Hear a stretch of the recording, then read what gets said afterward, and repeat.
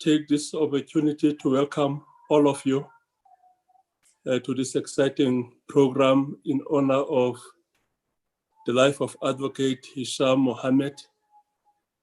And I think our first sense of gratitude should go to the African National Congress, Luthuli House, for actually ensuring that we are going to virtually congregate here and have these exciting discussions, a men dialogue with a theme, Men as Partners, Generation Equality. Hisham Mohammed passed on the 24th of August. He was a senior public servant in the Department of Justice and Correctional Services. He was also the ultimate professional in his work environment and challenged the face of justice in South Africa. He has been hailed this week as a people's advocate, champion of the poor, human rights activist, and servant of the people. And all of those descriptions certainly ring true. His main purpose was to serve the people, the most vulnerable in society, in the hope of making a positive impact in their lives, whether it was through effectively implementing and creating legislation, providing access to justice, and assisting with legal or private matters for over 3 decades. He left an indelible mark in the society as a whole. Comrade Hisham took up the fight against gender-based violence and femicide by creating tools such as information videos, free legal services, and advocacy programs. During the lockdown, he also hosted soup kitchens, organized food parcels, and sanitary care packs for people in the poorest areas. We must thank his family for his extraordinary life, which was dedicated to making difference in the lives of the poor people of South Africa. This dialogue that we are starting today must assist us to change the way we perceive women and change the way we conduct ourselves towards women. So, comrades, we've got quite a lengthy program in front of us, which we have all been provided with. And I was going to call upon the faith leaders that have been assigned the task of making the opening prayer to execute that task. Can we then ready ourselves for the opening prayer from the faith leaders that have been assigned the task to open this session?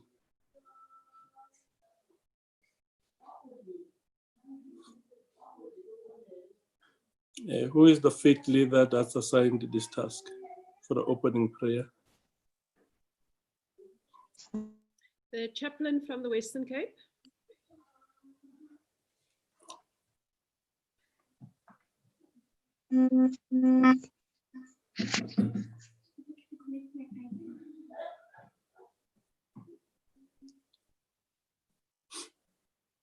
Can we have the chaplain from the Western Cape?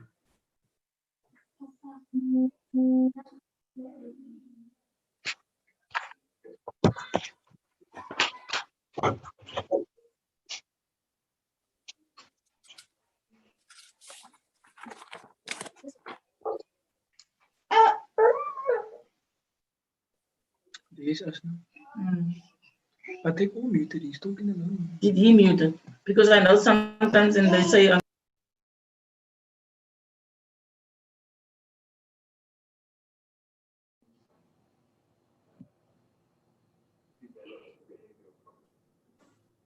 it will be Reverend June Major. Reverend June. It seems like she's not in, Chair. The chaplain from the Northern Cape is in, Comrade Saul. May we ask the chaplain from the Northern Cape to pray, since we can't seem to find Reverend June. Comrade Saul, unmute yourself.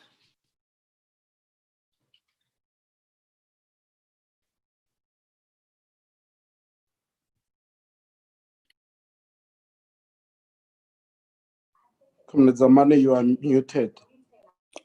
Pastor Des, will you please give us an opening prayer? That's okay, Chair.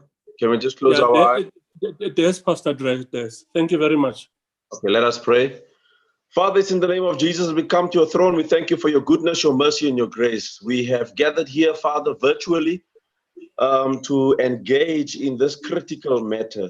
It is the prayer of my heart that we will, that the Holy Spirit will open up things unto us, things that no mind has conceived, no ear has heard, no eye has seen, new things that can help us so that this would not just be another talk shop, but it will be a new thing, Father God, implementable things, so that we can help our vulnerable people. It is the prayer of my heart that each and every speaker will impact and give an input, Father God, that will take us forward. Come and bless the session now. In the mighty name of Jesus, we pray. Amen and amen. Amen. Amen. Thank you very much, Pastor Des. Pastor Des is our provincial chaplain here in the Northern Cape, very young, dynamic, full of energy. And thank you very much for the wonderful prayer. Next on our program is playing of a clip on gender-based violence, which has been produced from the Western Cape. Hi, my name is Isha Mohammed. I'm the chairperson of the Southern Suburbs Legal Advice Center and a member of parliament for the African National Congress based in the Southern Suburbs. This is a second part of our program over this Women's Month period over the next 4 weeks. And we will be dealing in this program the legislative amendments that the President announced on the 17th of June this year in relation to gender-based violence and femicide. How to fight gender-based violence and femicide. The idea is to improve the law, the current laws as they are. Just to recap what we said in the first program, the amendments relates to the Domestic Violence Act, secondly, the Sexual Offences and Related Matters Act, and thirdly, the Criminal Procedure Act. In this program, I will be covering just the Domestic Violence Act, and there will be a program following year after. So let's have a look. One of the 5 points was to bring about legislative changes to the current legislation, the current arsenal of the state, in other words, to fight gender-based violence and femicide. We will be looking at all 3 pieces of legislation which have been fast-tracked to decisively tackle the growing scourge of gender-based violence and femicide. These 3 legislation, or bills as they call it, have been published and will be republished once it reaches the Parliamentary Committee on Justice and Correctional Services, on which I serve. When victims of domestic abuse do turn to the law for protection, the law should be effective and efficient in its response, we will all agree. So the Domestic Violence Act, just briefly, it provides for an interim or final protection order with suspended warrant of arrest, and the key challenge relates to the implementation and uptake of this remedy.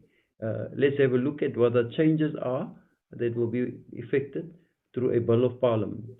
The first proposed change to the Domestic Violence Act is to ensure that you will now be able to secure an online application for a protection order. Currently, victims or complainants have to go all the way to the court, sometimes under very stressful situation and having to take off from work. The amendment that will be brought about will enable you to put an online application of a protection order. The idea of the amendment is also to align the act with the Protection from Harassment Act of 2011. And then there's very important proposed amendments relating to definitions. For example, the definition of damage to property is amended to refer not only to the property belonging to the complainant, but also to a person related to the complainant. In other words, in the past, if the property of your mother or father or your relative was damaged as a result of a domestic violence and not your property, then it was difficult for the law to charge the perpetrator under the Domestic Violence Act, because the act only refers to the two of you in a relation. However, this amendment, which refers to a person related to the complainant, by inserting those words, one will also be able to charge the perpetrator under the Domestic Violence Act if he damages the property of your relative. Then there is a further amendment.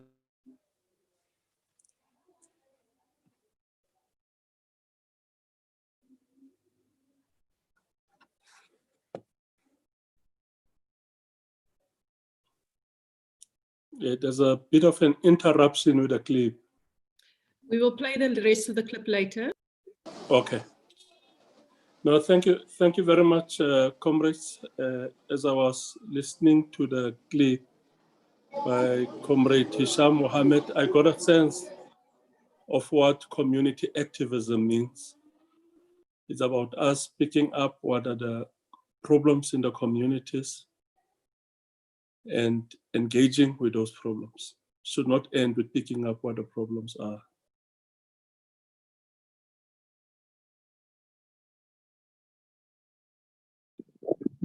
You are mute, Chairperson. No, thank you very much, comrades. What I was saying, comrades, as I was listening to the video clip, I got a sense of what community activism is all about. Picking up problems in communities and engaging with them. And I think that's one of the defining attributes of Comrade Hisham Mohammed. Can we get Comrade Lerumo Kalako then to give us the welcome and overview of the program as the co-director? Comrade Lerumo Kalako.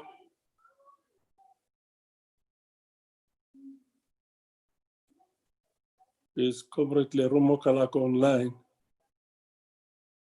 from the Western Cape? My counterpart from the Western Cape.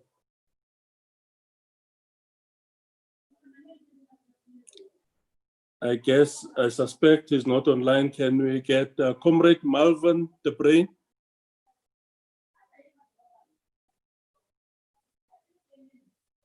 Yeah, thanks, Comrade Zamani. Yeah, I think, good evening, ladies and gentlemen, comrades. Comrade President Cyril Ramaphosa, esteemed speakers and participants from civil society, NEC members and leaders of COSATU and the SSCP, leaders and participants from Western Cape and Northern Cape structures, our guests from other provinces, and participants who joined us on social media. A warm welcome to the Men as Partners, Generations and Equality event. We start our program with the interview that was already done and also with the video clip. Thank you, Comrade Chair. No, thank you very much, Comrade Malvern de Bruin. Comrades, our next speaker on the program is Shangele Mabulu from the Sonka Gender Justice, which is a community-based organization which mobilizes communities around issues of gender.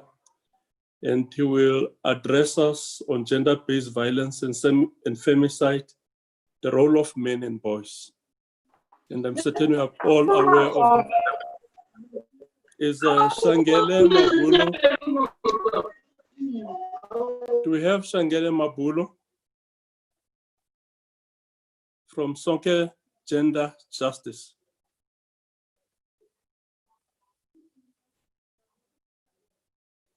Shangele Mabulu. Okay. Thank you very much, Comrade Zaman. Can you hear me? Yes, I can hear you. I can hear you, Pichu. Thank you very much for the opportunity to address comrades. Let me start by saying, let me greet all people as protocol observed due at time. So let me start by saying, my name is Sikangele, and my surname is Mabulu. I've grown up in Tentane. I was circumcised in Tentane, and the time I was circumcised in Tentane, I got a name after circumcision. That name was called Zanokanyo. And the Zanokanyo name that was unpacked a lot to me. You don't just get the name when you come for circumcision. I'm saying this because I know that some of the culture might not be experienced the same, but I'm speaking as my experience. So when I got the name of Zanokhanyo, I was told a lot of messages that this name is unpacked. A lot of messages which says that as Zanokhanyo, you are the head of the house. As Zanokhanyo, you can't cry in front of the public. As Zanokhanyo, you provide your family. As Zanokhanyo, you provide the security of the family. And a lot of messages that was unpacked, which sometimes when I walk the journey of being a man, I end up, facing a lot of challenges through this name. So on that note, I think for me as men and also my peers, surrounding my peers, this day or this activity is very important because as a man, I also I need a better future for my daughter. I need my mother to stay safe, as well as enjoying the responsibility of being supported by my wife at home. So ideally, the purpose is to make sure that we are fighting gender-based violence as part of the country priorities, and also as well as utilization of existing statutes of the country to end the gender-based violence. Also encouraging the political commitment to all leadership, as well as the management to all institutions, as to make sure that they are prioritizing. Why clickable to hear others take a journey? Comrades, can we please mute? Okay, that's very true. Okay, can you hear me now? We can hear you. We can hear you. So make sure that we're encouraging political commitment to all leaders and the management of the institution to prioritize on issues of gender-based violence. Comrade, you will take note that sometimes the institutions will draw a plans in the various institutions, but first, those plans sometimes are not being fulfilled in those institutions. Sometimes the budget has been shifted to other priorities of the department. So hence, it's a call to all institutions to make sure that they are prioritize the issues of gender-based violence. Also, what exactly informs the engagement for today is that, as we've seen outside there, that there's rape and killings of our daughters, our sisters and mothers outside there, and there's very severe domestic violence across the country, and also the persistence of the patriarchy action in our country. And also, that says the more than a half of women in our country were killed by an intimate partner, which is someone that you love, someone that you share a lot of your challenge to him. But that particular individual is most of the time in our country is taking their life. So I want us, comrades, to think about two things when I'm going to speak on those on that. When it comes to the persistence of the patriarch actions, there's two things, a question that we must ask ourselves. And the first question is whether we join the gender-sensitive approach to deal with gender-based violence, or we join the gender transformation approach. I know for the fact that we need to make sure that we take consider the the rights of individual, even if it's a man. But as much as we respect that, but let's think double when it comes to transformation approach. When you transform a person, so that means that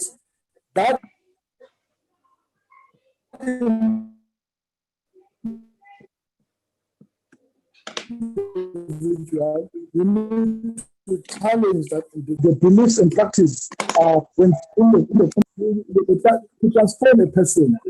It's not an easy journey, but in the meantime, we want the journey parallel, because at the same time wanted to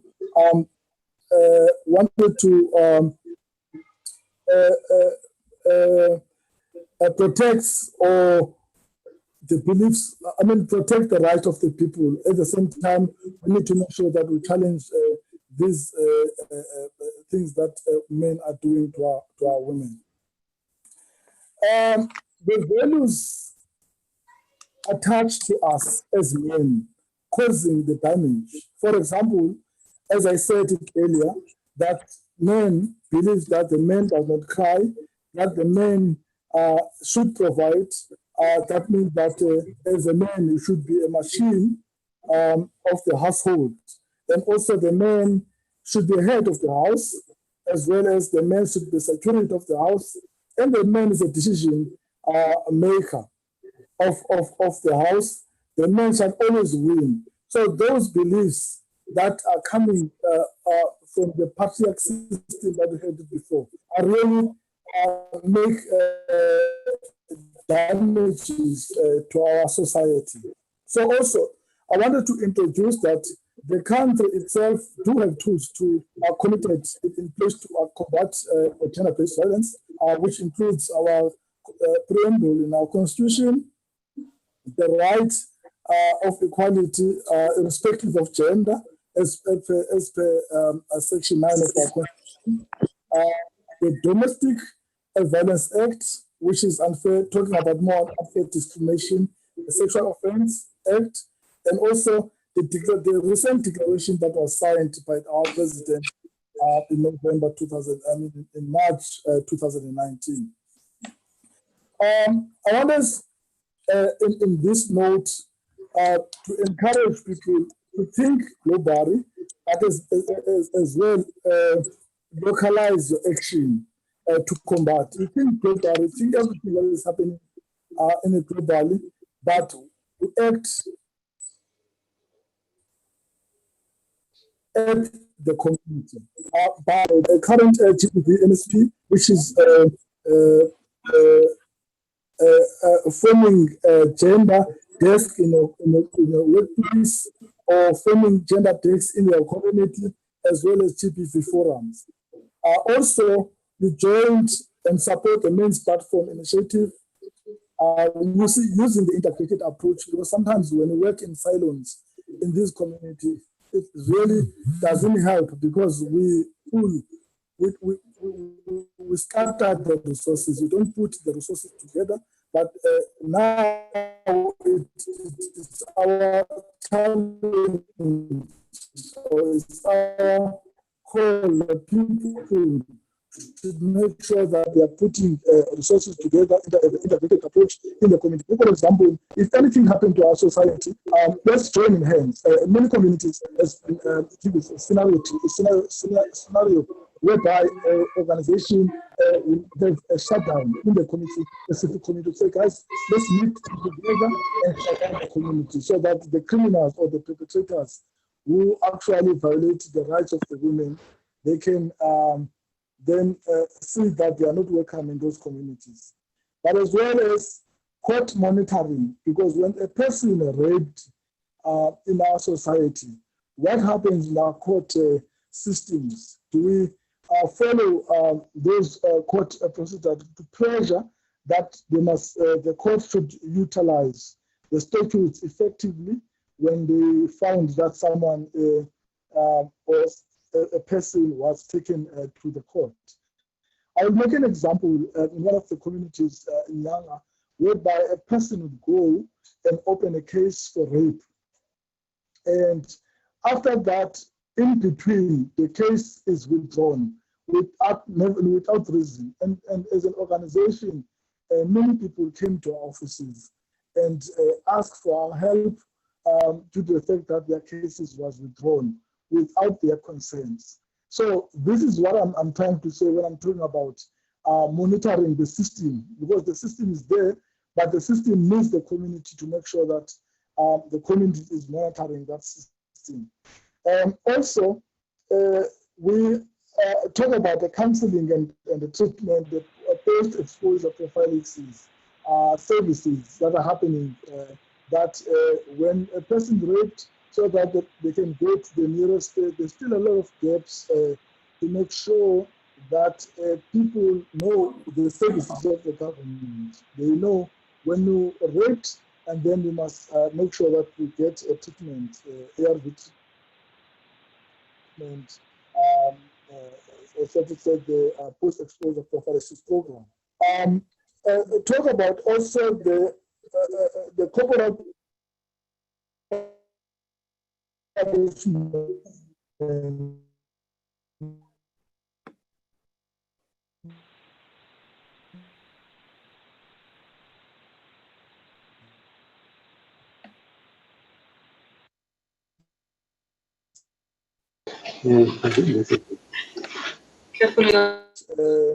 but making popular punishment also is something it's because society keep fighting to the children when they have when they punish them. So we need also to challenge that, but also comrades challenging advocacy. Talk about advocacy. We need to continue lobby, continue mobilize, and continue engage as a society to make sure that we've got campaigns that are running in our society when it comes to the issue of gender-based violence. In my end, in this, I wanted to talk about the people to act as immediately. If you can't act directly, because sometimes you need to act directly as when you see anything that is happening and any person who's infringed the rights of other person outside there, when it comes to gender-based violence, then you have to be direct to that person and say, that is not welcome what you are doing, because gender-based violence, it doesn't start for when you kill a person. It starts when you saying something to an individual, and then you continue doing that, talk about sexual harassment issues. So when you hear or see someone is doing that to another person, you must talk directly and try to resolve the issue directly to the person. But the second thing, you must make sure that you deploy the agencies. You take, if you see a problem, you can't do anything on that, then you call the police, or you call the person that you think that the person can assist in terms of resolving the issue, especially the primary gender prevention, primary prevention. Because if you talk about primary prevention, you prevent something not to be escalated, trying to resolve as much as you can, where the thing is not escalated yet. So the last thing that I wanted to talk is when you distract a violence. Sometimes you wanted to call the police, but you see that this police can come late after some time. Then does that mean that now we have to distract the violence that is in front of you by, I'll make an example. Someone is crying, and you notice that someone is not. And make an example of what happens to me. My neighbor, there was a challenge on my neighbor. Someone was crying inside, and I was thinking of what happened actually in this at the back. And I wanted to call the police. I can see that the police would come late. I took the stone, and then I threw the stone to a window. At that time, the perpetrator is shocked, and then the police are coming because you are distracting the problem, the challenge while you are trying to deploy someone to help on the institution on the issue. So, on that note, I think we need to join our struggle to fight this pandemic because as our country, we can't sit down while we smell the blood of our doctors, the blood of our sisters, and the blood of our mothers every time and again. And people have been killing each other. It's a call that needs everyone to sit together and draw the table, not only to talk in public, but do in actions. So if I could have time, I could give you a scenario of campaigns that strongly gender justice in a various community to make sure that we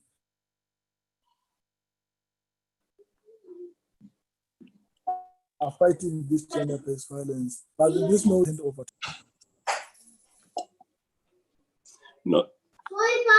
No, thank you very much, Mr. Mabulo. And we've got different shifts as chairpersons. I think I will be handing over to Malvern to continue with the program. But I think what is very important is for us to acknowledge the presence of the president. He have joined us with these engagements. And I think on behalf of all the participants, it would just be appropriate for me to express our sense of gratitude to the president for his commitment in the fight against gender violence and femicide in the country. In the previous engagements, the president actually flagged gender-based violence as another pandemic that the country is confronted with, which we should develop practical responses to ensure that we discontinue it as part and parcel of the social fiber in South Africa. And your presence here today, Comrade President, is a practical demonstration of your commitment to fighting gender-based violence. I'm going to hand over to the co-director, Malvern the Brain, to continue with the program. Thanks, Comrade Zamani. Yeah, thank you, Comrade Mabulo, for that analysis of the challenges we face and that we should be doing as a nation in adversity. Our next segment of the program will feature reflections and voices from a wide spectrum of our communities, from the NGO and religious sectors, followed by a perspective from the police service and community police forums, and then a traditional leader. These sectors will be represented by Advocate Bernice Burgess, Reverend Dr. Llewellyn McMaster, General Nguni from SAPS, and traditional leader Mr. Aaron Messelar. Comrades, may you take the floor in that order, starting with Advocate Burgess. Please be mindful of the time, and if there's a connection problem, we move on to the next speaker and we'll come back to you. Each one will get 3 minutes to reflect, and we'll take it from there. Thank you, Advocate Burgess. You can take the floor.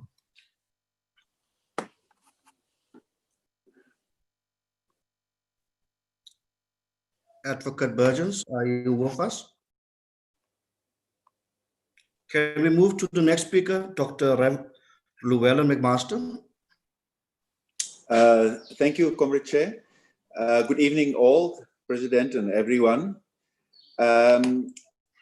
I'll go right into what I feel important a contribution, especially from a religious faith point of view. And I think what is necessary, I think we all understand that gender-based violence is a complex, complicated and a wide-ranging issue that involves a multitude of factors embedded in culture, including religion, the economics, law, and also entrenched in other cultural constructions of masculinities. So what is needed, I think, when we look at it and ask questions, why are we not succeeding? Why are we not successful like last year? I mean, we all had this feeling that we are moving and things are happening. There's marches, there's protests. But here we are a year later, and it seems as if we have not. So I think from a theological point of view, I think we need some honest analysis of the root causes of gender-based violence that will help us in having a better and deeper understanding.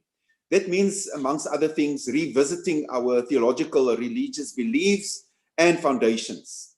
It means understanding the systemic nature of gender-based violence. But it means also an honest and open rereading of our Holy Scriptures, like in my case as a Christian, the Bible. Because sometimes we just say the Bible is a book that sort of promotes patriarchy. But I think there are also many other stories in the Bible that highlight the incredible role of women from the Old Testament right through. But I think it's important for us within faith communities to create safe spaces for what I want to call storytelling, but also story listening. I think it's important to bring the two of that together. Especially as men, we need to listen to the stories. It means an active listening. It means intentional listening. It means compassionate listening while women share their pain. I think safe spaces also for mediation and facilitation of processes. And from a pastoral point of view, I think it happened a lot that one has to sit with the parties and be open and objective to listening to all the voices. I think it's important for the churches and faith communities to readjust their budgets because budgets speak to our vision and our mission. It speaks to our understanding of our calling as agents and instruments of what we call God in our commitment to justice, inclusivity, equality, and real peace, what we call shalom. In other words, the values of what we call the kingdom of God that is definitely not what we see manifested in acts of violence, including gender-based violence and corruption and things like that. It means faith communities must not do it on their own also. We must collaborate and network with other organizations that promote gender equality and so forth and so forth. But I think most important for me is there must be a real commitment, be intentionality to change the narrative, to change the culture. And that means long-term goals must be set. I'm more and more aware of the fact that we try to do things, you know, we think that the march here and the protest there will change the culture. I think we need to work deeper in many aspects of the things that we're struggling with in our country. It has to do with the fact that there's cultures that has been entrenched over many years, decades, and so on. And that is, in other words, you need more than individuals to change. You need systems also to change. You need attitudes to change. It means intergenerational conversations. It means intergender, if I can put it that way, conversations. It means deliberate adoption of campaigns. I'm involved for many years now with for example, the Thursday in Black campaign that started in the 70s with mothers in Argentina. But in the 80s, the World Council of Churches took it over. So it is conscientization that must continue. I think the churches must also relook what we call church discipline or tug. In our church, for example, it is still mostly young girls or women who have, a child outside wedlock that must come for discipline. But what about these acts of gender-based violence? Are we bold enough to say that there also we need our church discipline to speak to it?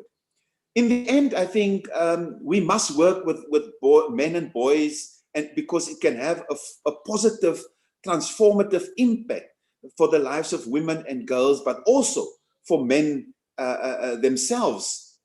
And we must maybe come away from the belief that all men are biologically programmed or hardwired to be abusive. So let us also view men as positive, shall I say, agents in our aim to eradicate gender-based violence. Let me stop there, because if we preachers start preaching and we say the Spirit takes us, we don't stop. Thank you. Thank you, Reverend Dr. Comrade McMaster. You were in your 3 minutes. Thank you very much. I believe Advocate Venice Burgess is available. Advocate, can you take the podium, please?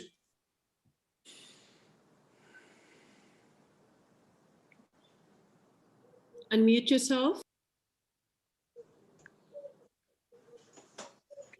Good evening, Honorable President. I'm Advocate Venice Burgess, who leverages my legal expertise in the coalface within communities to address social injustices through access to justice, victim support, socioeconomic development programs of Ukuba Vimba Foundation, which is a self-funded non-profit organization with PBO status and a Section 18A tax clearance, to establish in respect of the wicked systemic social, adaptive, and social justice problems which citizens experience. We address gender-based violence, supporting the victims at grassroots levels through access to justice, cutting through the barriers created, preventing social justice. Honorable President, when you addressed our nation recently, you encouraged all men to rally against the scourge of gender-based violence and labeled it as the country's second pandemic during COVID-19 crisis. That government have not finalized or have now finalized the National Strategic Plan on Gender-Based Violence, Femicide and Emergency Response Action Plan. Minister Lamula also wants the justice system to be stronger when dealing with gender-based violence.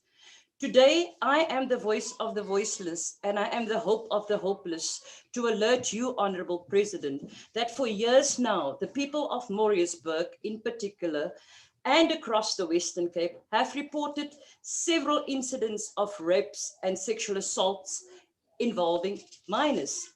The problem we found is that there is a horrendous disconnect between the three spheres of justice, in that SAPS FCS unit prepare watertight cases which appear to be court ready, but the NPA is proving to be the impediment in realizing the department's vision of justice for all.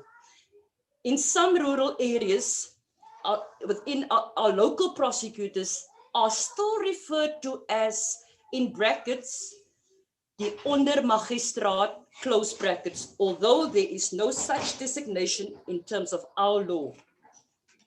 We found a regular tendency and unwillingness of the NPA to prosecute these type of cases, which manifests itself in little towns like Maritzburg.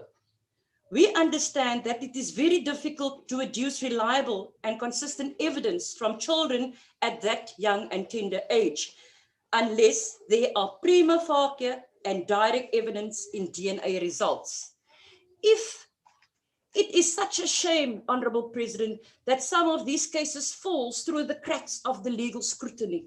Yesterday, just yesterday, Honorable President, the NPA of the Western Cape posted a shocking article in the public domain wherein it declined prosecutions against a local pastor and daycare owner in Maritzburg, who allegedly sexually assaulted 2 minors aged 3 and 4 without notifying the affected families.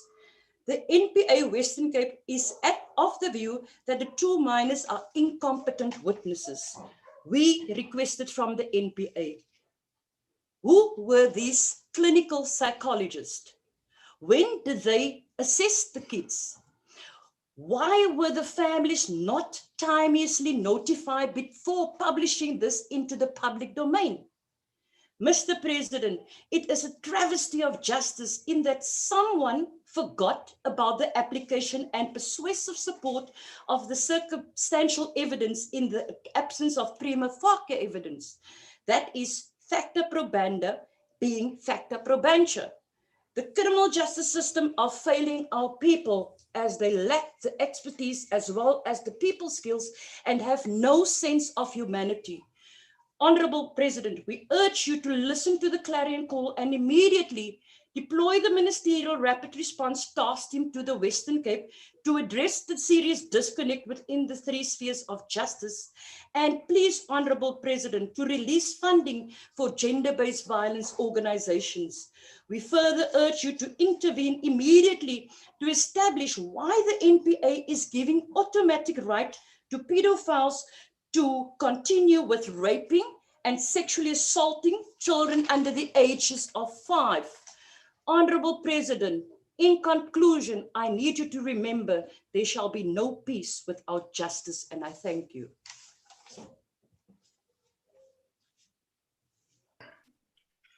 Thank you very much, Advocate Burgess. Thank you.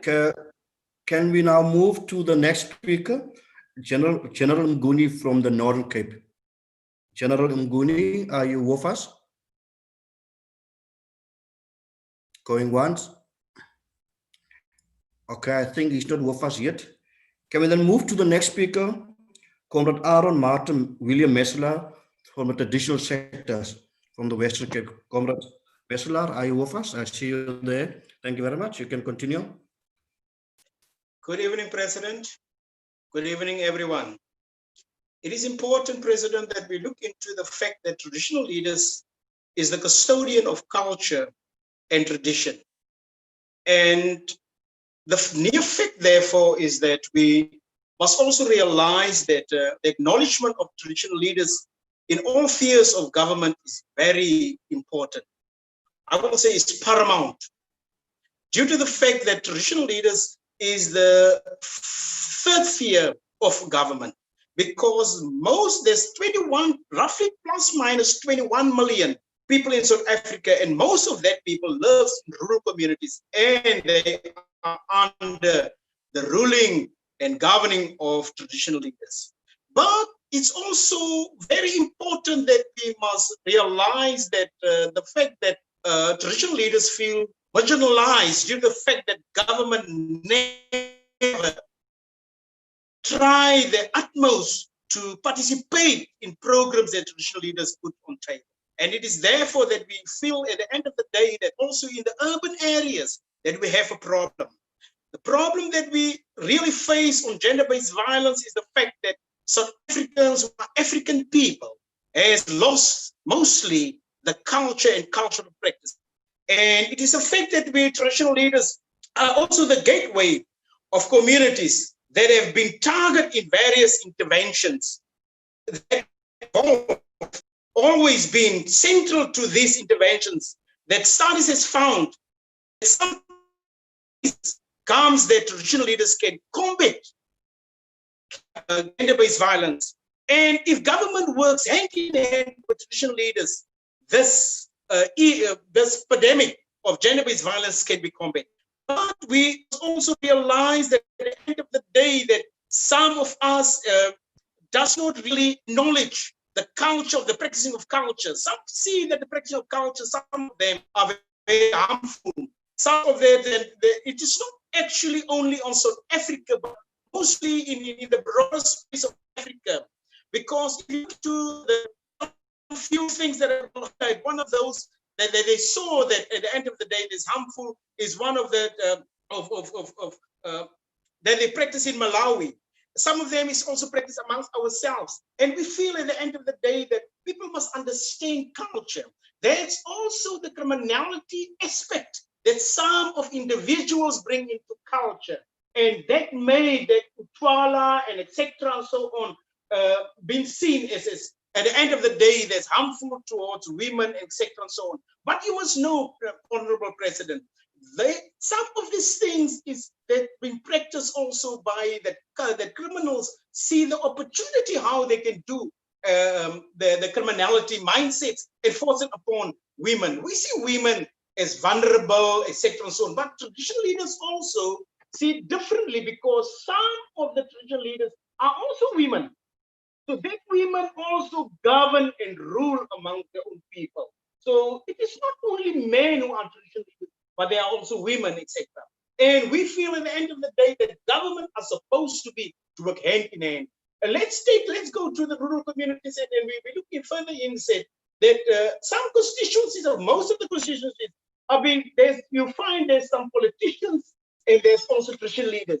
And if the traditional leaders and the politicians can share amongst the notes, because most of the things that can assist the community and make the life better, and also to understand that how to can combat this type of criminality amongst our communities, is when politicians can work together with the traditional leaders. We as traditional leaders also, and at the end of the day, when we look into the urban areas where most of our subjects are living amongst us, we see there that politicians at the end of the day feel that they want to take their communities and make them one-sided, away from traditional leaders. And we feel at the end of the day, when the people die, where are they going to? They're going back to the constituencies where they are born.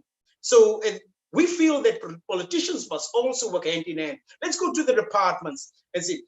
We feel at the end of the day that government are supposed to make sure that all departments work hand in hand with the institution of traditional leaders, because the institution of traditional leaders is at the end of the day the mouthpiece also of the people of the ground, especially on the rural communities. I don't want to go back further deeper, and I will say, Honorable President, we as Controlesa make ourselves available to work hand in hand with government, and we also make ourselves available at the end of the day to make sure that the gap being closer with all spheres of government, especially when it comes to the national house, provincial house, and local houses, as well as it's also amongst the communities and so on. I thank you. Thank you, Mr. Nesla. Let me just check, is General Mguni, is he with us? General Mguni, are you with us? I don't think he's here. Thanks. We will now hear from Comrade Richard Jones, and Elder Academic Calvin Gilfillian, High School Learner Nolutanda Kakala, Queenie Madikizela Malema, a representative from the LGBTQI community, Donald Solani and Sandile Oliphant from the liquor outlets and taverns, Skaran Tabeni and Temba Bavuna from the sports sector, and pop musician Tato Makape, and a medical doctor Katani and social worker Claudia Roth. Let's start with Comrade Richard Jones, and the other speakers will follow. Comrades, let's stick to the 3 minutes each. Thank you very much. Comrade Richard. Good evening. Can you hear me? Loud and clear. Okay, good evening, friends and comrades. My name's Richard Jones. I'm still coming to terms with being described as an elder, but I'm getting used to it. Most discussions on gender-based violence tend to focus on its physical, sexual, and psychological manifestations. In my contribution to the discussion, I will draw attention to the types of economic violence experienced by women and its impact on health and development. Economic violence can include limited access to funds and credit. It includes controlling access to healthcare, to employment or education. It involves excluding people from financial decision-making, and it includes discriminatory traditional laws on inheritance, on property rights, and on the use of communal land. At the workplace, we still find women receiving unequal remuneration for work done that is equal to in value to that of men. Women may be overworked and underpaid and used for unpaid work outside of their contractual agreements. In the home environment, some women are barred from working by their partner. Other men may totally abandon family maintenance to the woman. These forms of economic violence result in deepening poverty, They compromise educational attainment and development opportunities for women. Economic violence can in turn lead to physical violence. It can promote sexual exploitation, and it can lead to increased maternal morbidity and mortality, and increased trafficking of women and girls. I would argue that we need more multi-sectoral interventions that promote economic equity between women and men. We must provide greater economic opportunities for women, and we must inform people of their rights. Programs that reach out to men and change societal beliefs and attitudes that permit exploitative behavior are urgently required. Thank you.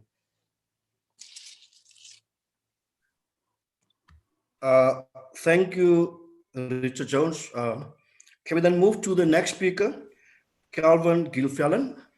Calvin, are you with us?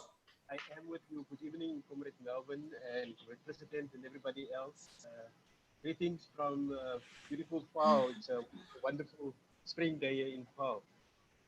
Thanks for introducing me. I am not full-time in academia anymore, but I am now having the dubious honor of managing the oldest colonial building in the country, the Castle of Woodham in Cape Town.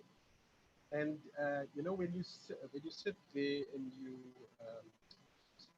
you address the marches, Mums for Justice and LGBTQ plus victims who come to the castle to reflect and to try to deal with their pain through history, you realize how deeply 400 years of colonialism and apartheid has brutalized and dehumanized our society.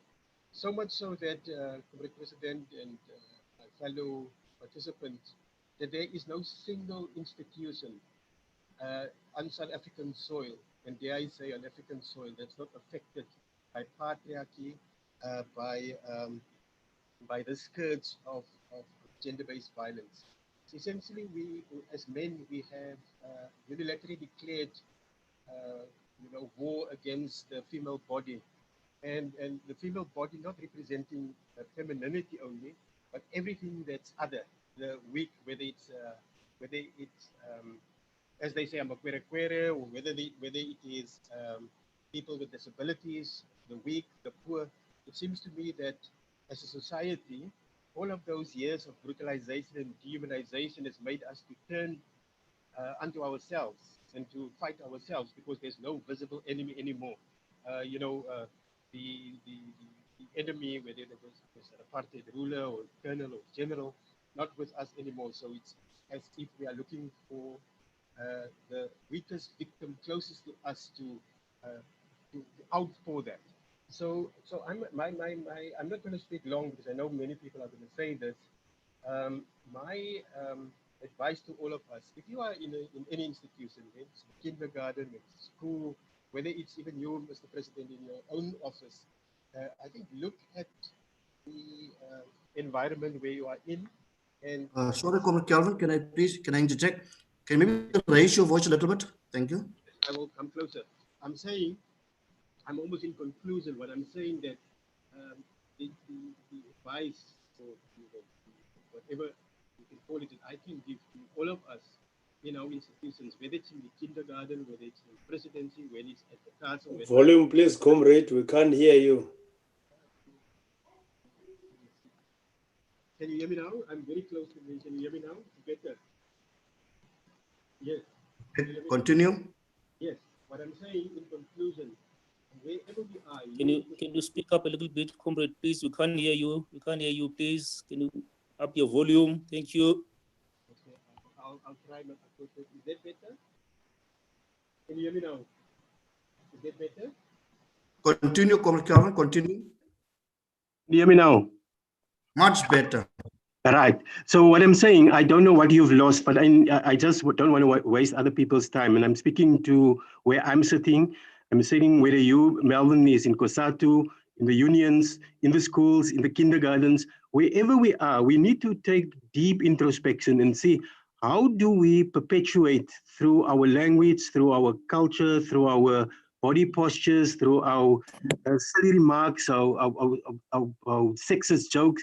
How do we perpetuate this and legitimize almost this attack on the other, on the female body? And as I said earlier, if you've missed this, it's not only the female body that's that's the target in this war, but everything that's other than us, whether it's the LGBTI community, whether it is people with disabilities, whether it's the weak, the poor. It seems to me that we have turned onto ourselves as a society, and that we need a serious rethink and a serious reset of our moral and our value system. And if we need to discard some of those old cultural things that we cling on to with no historical basis, as the Prince Messelaar said earlier, we need to do so. But somehow we cannot continue with this unilateral declaration of war against the people, the majority, in fact, in society, because females are the majority in our society, that we really need to look at that. Thank you. Thank you so much. And I hope that this will not stay a talk shop, but it should be a do shop. We radically look at how do we change our attitudes and our real actions towards the female body, and through all the weak, which is the brunt of our toxic male behavior. Thank you so much, Chairperson. Thanks, comrade. Yeah, can we appeal to the comrades and the guests? Please mute your microphones. Our next speaker is Noluthando Kakala, a high school learner from the Northern Cape. Noluthando, can you take the podium? Thank you. Warm greetings to the floor at large, and thank you for inviting me to speak. I am Noluthando Kakala, a grade 11 learner in Northern Cape High School. Gender-based violence has become one rising issue in our country. This issue is not only devastating and scary, yet it entails significant social costs. One characteristic of gender-based violence is that it knows no social or economic boundaries and affects many women and girls like myself. I would define gender-based violence as the phenomenon deeply rooted in gender inequality, as I believe that's where this problem has woken up. The idea that both genders aren't equal, and as many who respond to me and say that, but we've dealt with inequality and women have so much advantages. But my question would be, why we are still dealing with gender-based violence as it is rooted in gender inequality. Therefore, we still sadly haven't dealt with the problem correctly. Which brings me to my next point, where I suggest ways I believe huge problems like these should be dealt with, not scooped under the mat until another one of us is being murdered. The first step would be addressing it and talking about it like we're doing now, but it does not stop here. It is also about practicing equality in our everyday lives, not protecting the oppressors and not being silent. Every day, we should be one where we should address these issues, letting the oppressors know that we are on their backs, not getting tired of speaking on this matter until it's solved. And this is when men step in, the men as partners, heading the part you play in everything, helping us repair. In conclusion, I'd like to remind everyone that we are just depriving ourselves of a fair, just, and peaceful country if this war continues. Thank you. Thank you. Can we have Queenie Madikizela Malema? Queenie, are you ready for us?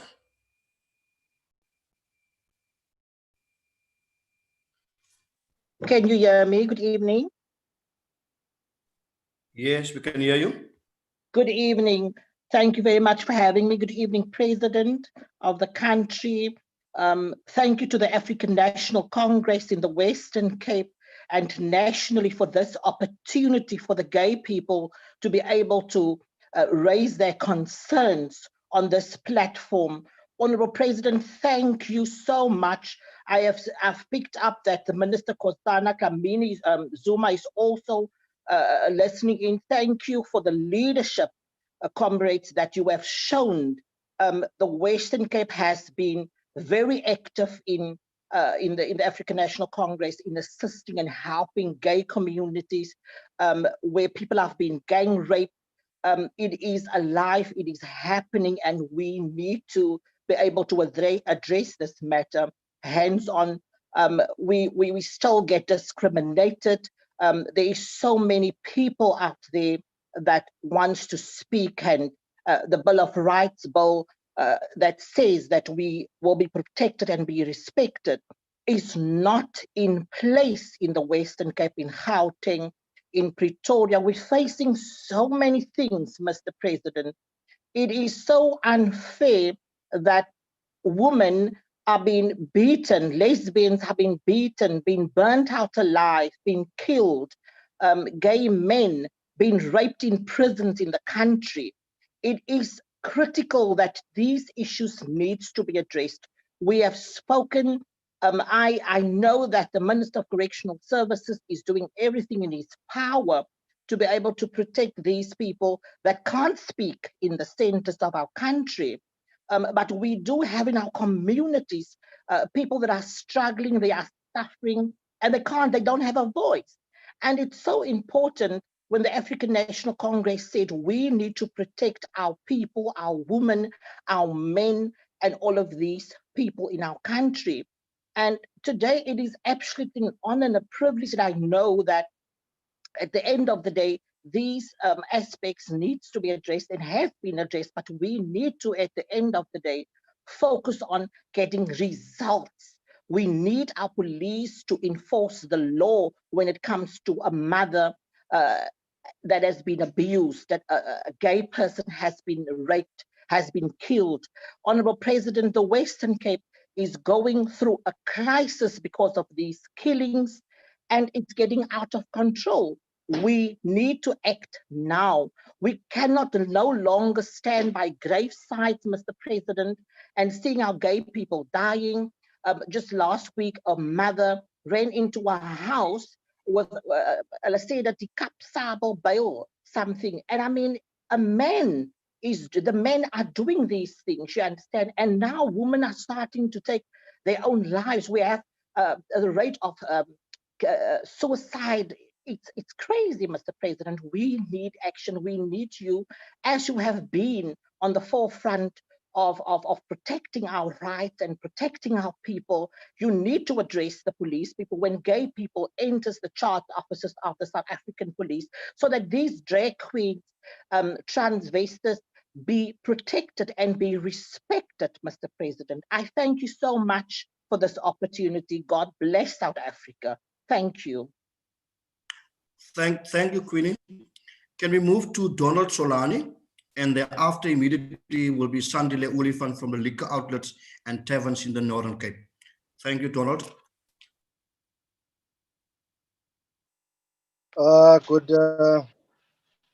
Good evening, comrades. Good evening to the Chief and Commander, Mr. Cyril Ramaphosa, Honorable Premier, Mr. Zamani Soul. Thank you for this platform. As an establishment that sells liquor, we have made sure that we heed the call of making sure that we participate in gender-based violence programs that are initiated by an open door policy that we have with the SAPS in Kimberley. As we know that our industry it's an industry that is dominated by patrons who are intoxicated. So what we need to do is to make sure that we hit the call of gender-based violence. As an establishment, we have made sure that we invest in a state-of-the-art security, where we have employed individuals that sit and look at everything that is happening at our establishment and outside.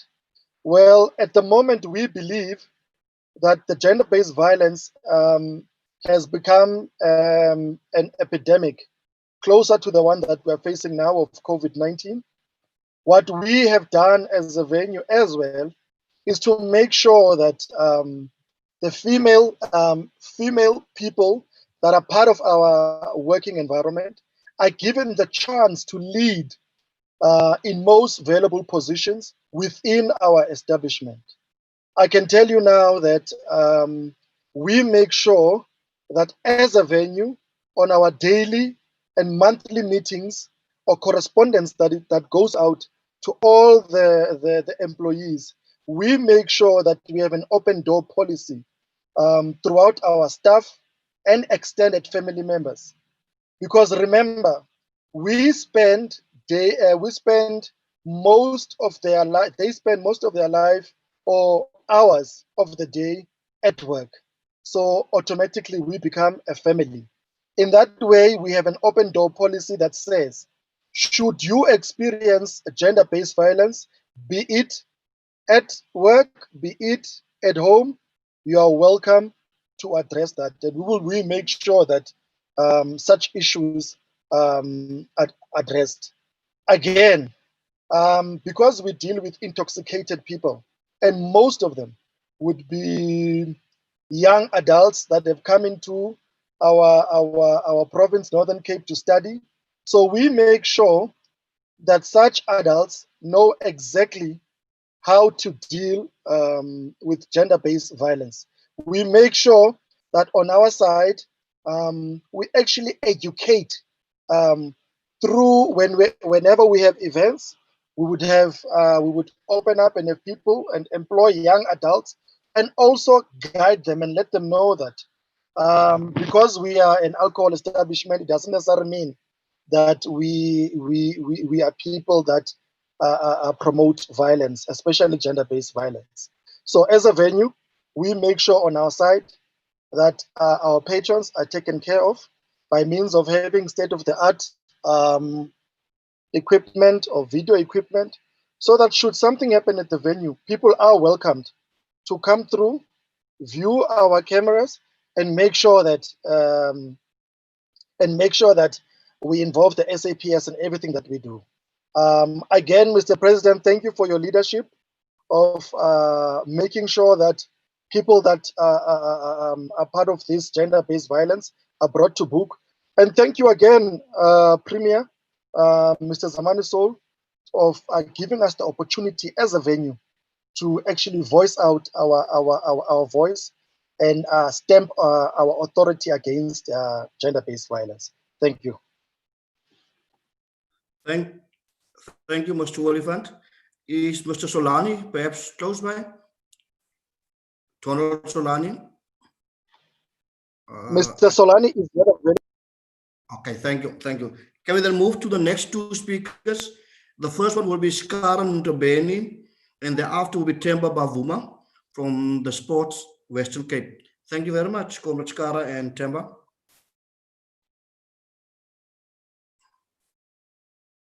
Skara Ntabeni, Temba Bavuma.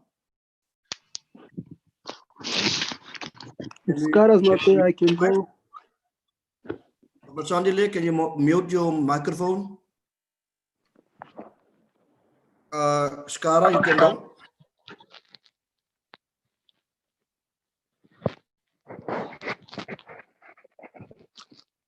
Good evening to everyone, ladies and gentlemen, to our Honorable President as well. First of all, thank you for this opportunity to be a part of this critical engagement on gender-based violence, a pandemic that is affecting our country. First of all, my name is Temba Bavuma.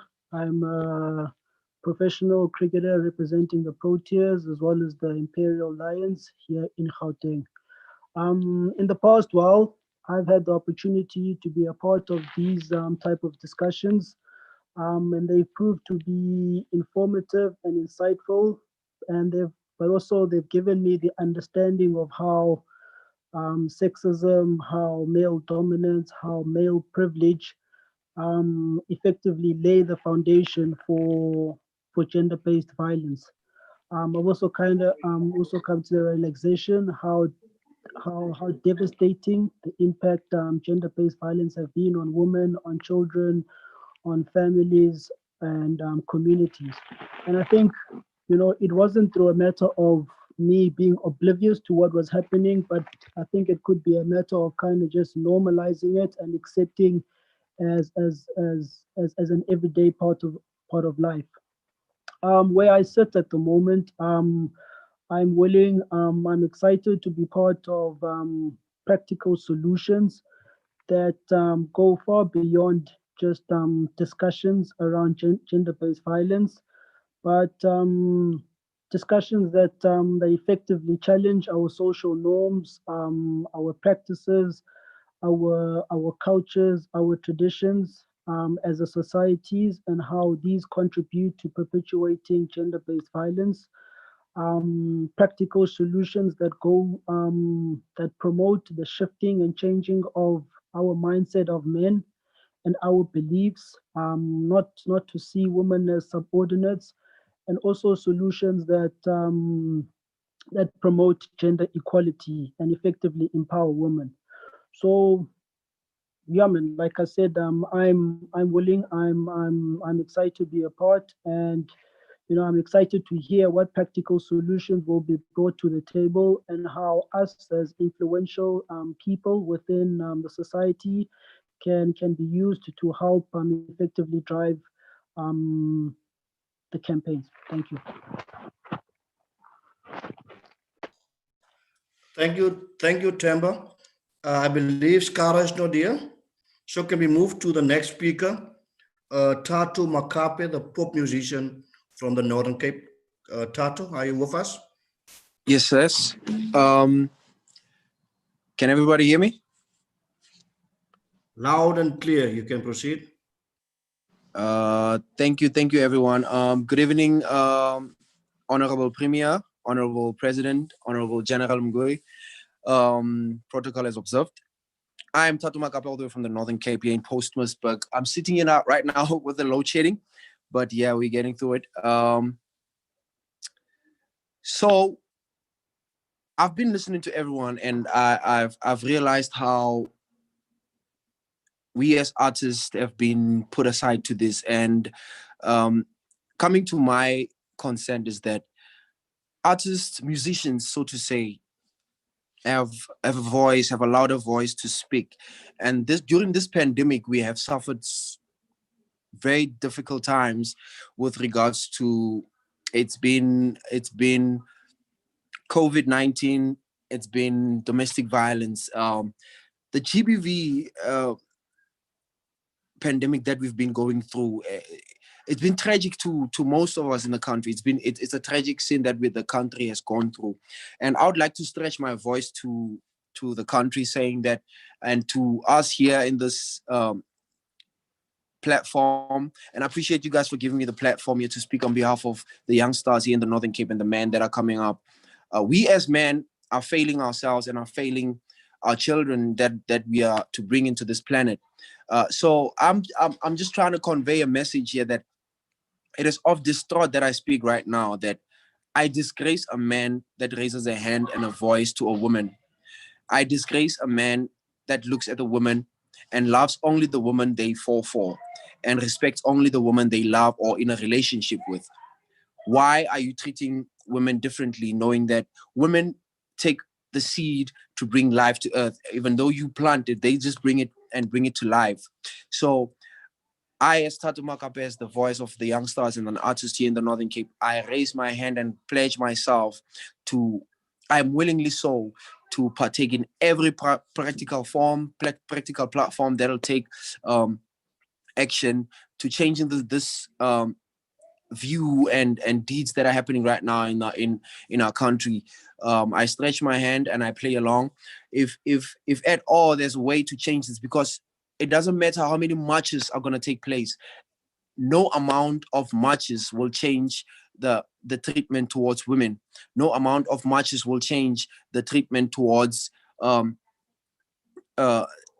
us as men see women. The abuse of women in our country has taken so much ranking in stairs right now.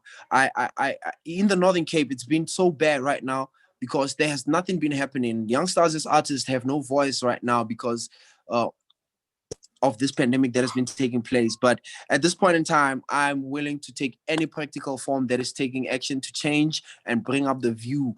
And our president recently was addressing, and he mentioned that the worst pandemic that we're facing right now is the GBV. And I seriously 100% agree with our president there. We as men need to change our views towards women, and women themselves need to change their views also towards other women, because it's not just men that are abusing other that are abusing men.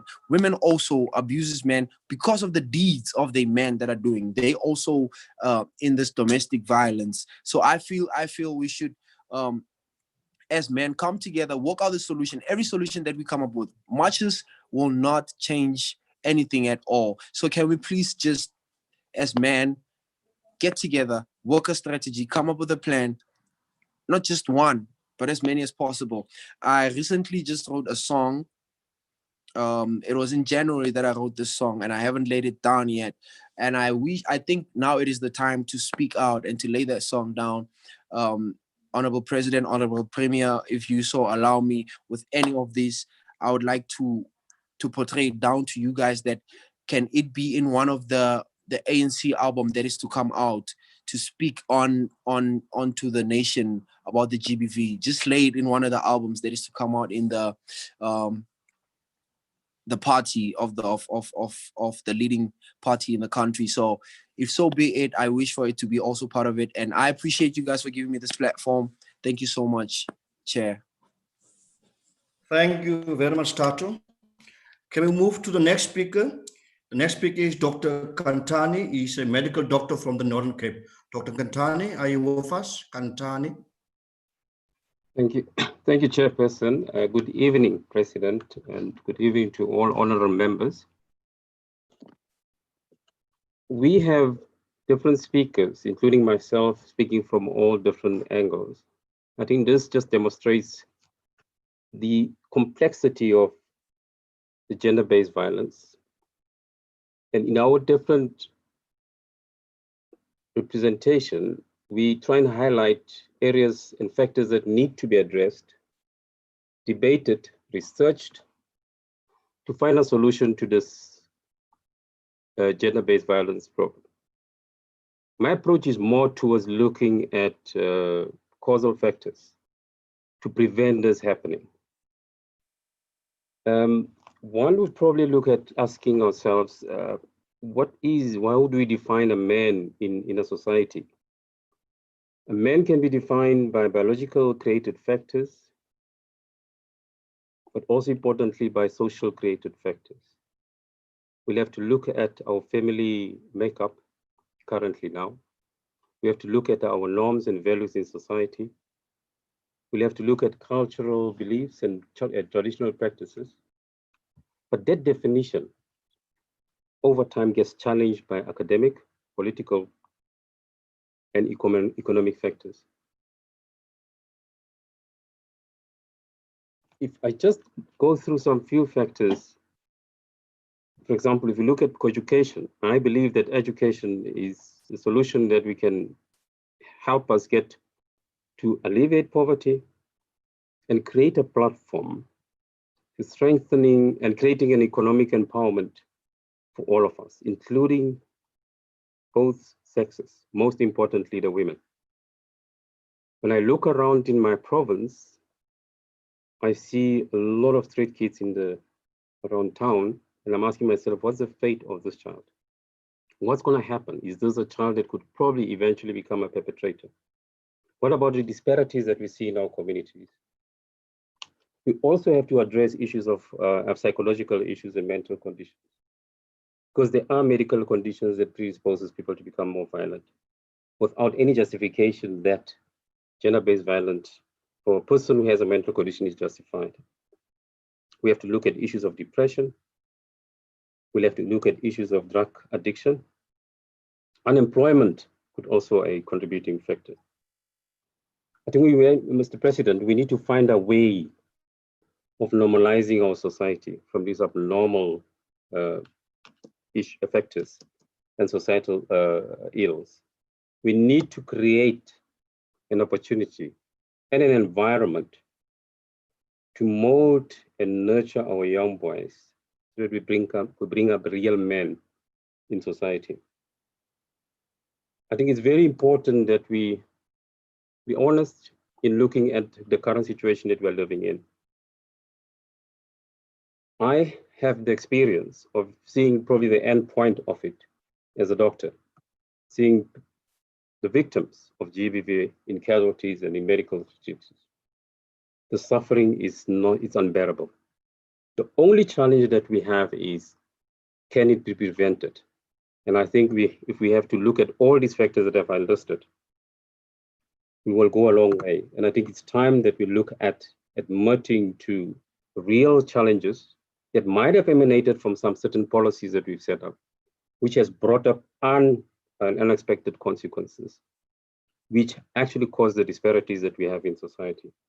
We need to go back to our roots. We need to go back to norms and values in society to make sure that we do not have another generation, which might even be worse than the one that we're trying to respond to currently, if we don't address all these factors that I think are more pertinent in making sure that we bring up real men from the boys that we are bringing up. There are issues of lack of role modeling for most of our boys that are growing in families where there's no father figure.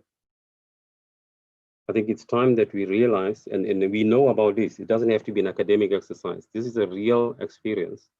These are real issues that we are faced with in communities, but we are not addressing honestly. I think our commitment as citizens of this country, each and every one, and it's not about issues of money, it's about issues of committing to making sure that we build a society that's responsible, that's going to make sure that we preserve a future that's going to be safe for all our children. Thank you very much. Thank you very much, Doc. Our next speaker is Claudia Rood. She's a social worker from the Western Cape. Claudia Rood, are you with us?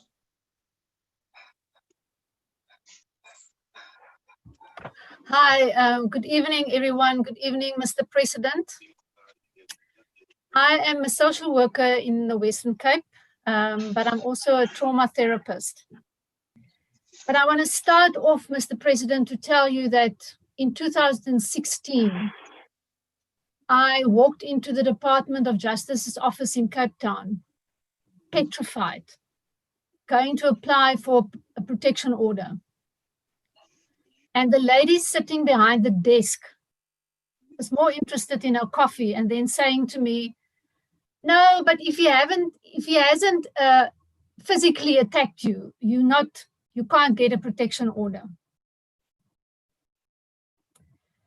And that was a woman. And the fact that we're still having these conversations in 2020 must say to us that it's still a patriarchal society in which a lot of women have bought into, unfortunately. All of us is the sum total of our experiences as children, as babies, as in your mother's utero. And my question is, we're not in a society where systems are broken. We're still living in a South Africa, in the world, where the system is producing gender-based violence. Because men are being raised still. You don't ask a boy or tell a boy, can you take off a year after school? You will ask your daughter that, but not your son. And men traditionally have been sent to war. So how do we raise boys to this new world? Where does he take the war? That's my first question. And I see that in couples, I see that in families. There's also this thing that you go for a man like your father. Well, no wonder that I had so many instances in my life of gender-based violence, because my father was the typical white Afrikaans male and very verbally and emotionally abusive. So you're drawn to that kind of of figure. And we can say all about marches, we can say laws, we can say bring the death penalty back. But what are we showing about relationships? I've listened to Minister Cele during the lockdown. I was appalled at his attitude and statements that he made, because it's all in a kind of let's joke about it fashion. That's where gender-based violence starts. That's the kind of talk, as they talk about the locker room talk of the American president. I mean, in America, they started what they call the bystander effect. So what do we do in South Africa when we see that there's violence in a conversation? Because a previous speaker said, it doesn't start by the time the man hits the woman. The other thing is, why are we talking about violence against women? That's a passive tense. So as a man, I can sit back and say, well, it's got nothing to do with me. There needs to be an active tense. How many men have raped women? Not how many women have been raped. And it's all about relationships, Mr. President. It's not about the amount of laws and rules the country has. And what is a relationship? It is where two people have a connection with no need to control one another. And in so many marital couples that I see, marital issues that I see, premarital issues that I see, it's all about you will agree with me, I will make you agree with me. We still live in that society. And if that political will and societal will, and however you want to construe it in communities, is not going to come through, you go and you look at relationships. We don't teach our boys and our girls about relationships. Boys are not taught to love well.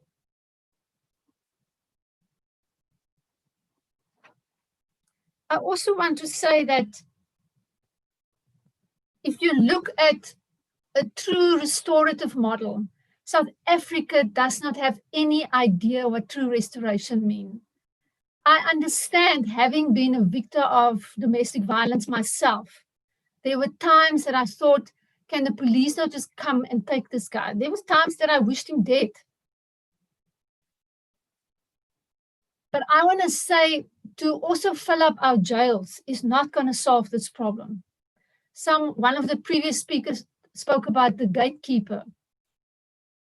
But my question is, that man that's perpetrated this, whether it was rape, whether it was a murder, is still the son of someone. He's still a family member. And when are we going to begin to practice restoration within communities? That's not to say that he's going to walk free of what he's done. There's a difference between putting someone in jail and letting him out, and now you expect him to take accountability. How on earth are we going to expect people to take accountability and be taught accountability if they're not in communities where, in a community setting, in a family setting, you are being held accountable within boundaries, within that setting? But we don't practice that. We want a law, and then we want to say, okay, so blanketly go and follow the law.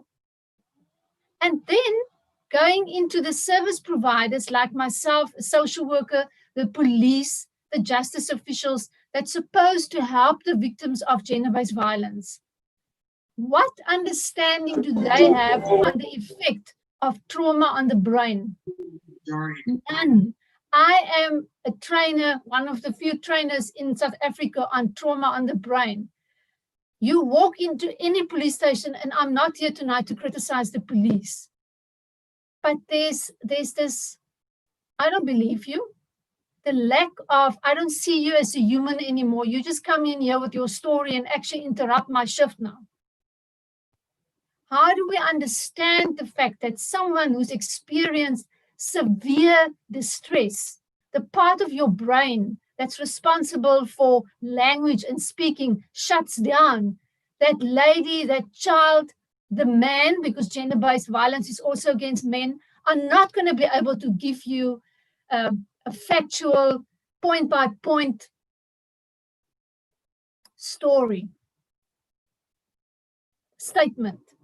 So now she goes to court, and she's been said, and there Advocate Burgess spoke about the children in Mariesburg that are told they are not reliable witnesses, they are not reliable sources. It's time, I mean, overseas, and we've started in South Africa this, that we train people on trauma in the brain, that we train people on neuroscience, what happens to you if you live in adversity every single day. Your brain is being trained only for fear and to see when is the next person going to come and be distressed for me, when is the next person going to come and put me in danger. And then what we do is we actually operate from our reptilian brain. And what do animals do when they think they're in danger? They fight and they kill. And that's what's happened in the human race. And unless we're not going to provide safe spaces and where people can really get back to the humanity of each other and what trauma does, we're not going to win this fight against gender-based violence. Thank you. Thank you, Claudia. We are going now to our next reflections, and we will be having Comrade Thabo Mothibi from the business sector, Comrade Mdu Manana, a GBV activist, Kim Maruping, a family member of a victim of Bronwyn Adams, Mr. Zweletus Kosana from the informal settlements, and lastly, Comrade Salim Muhammad, brother of Comrade Hisham Muhammad, who left us a week ago, and to whom we dedicate this tonight's program. May his beautiful soul rest in eternal peace. Let's start with Comrade Mothibi, and then the others will follow. Thank you very much, Comrade Mothibi. And comrades, please stick to the 3 minutes. Time is against us. Thank you very much.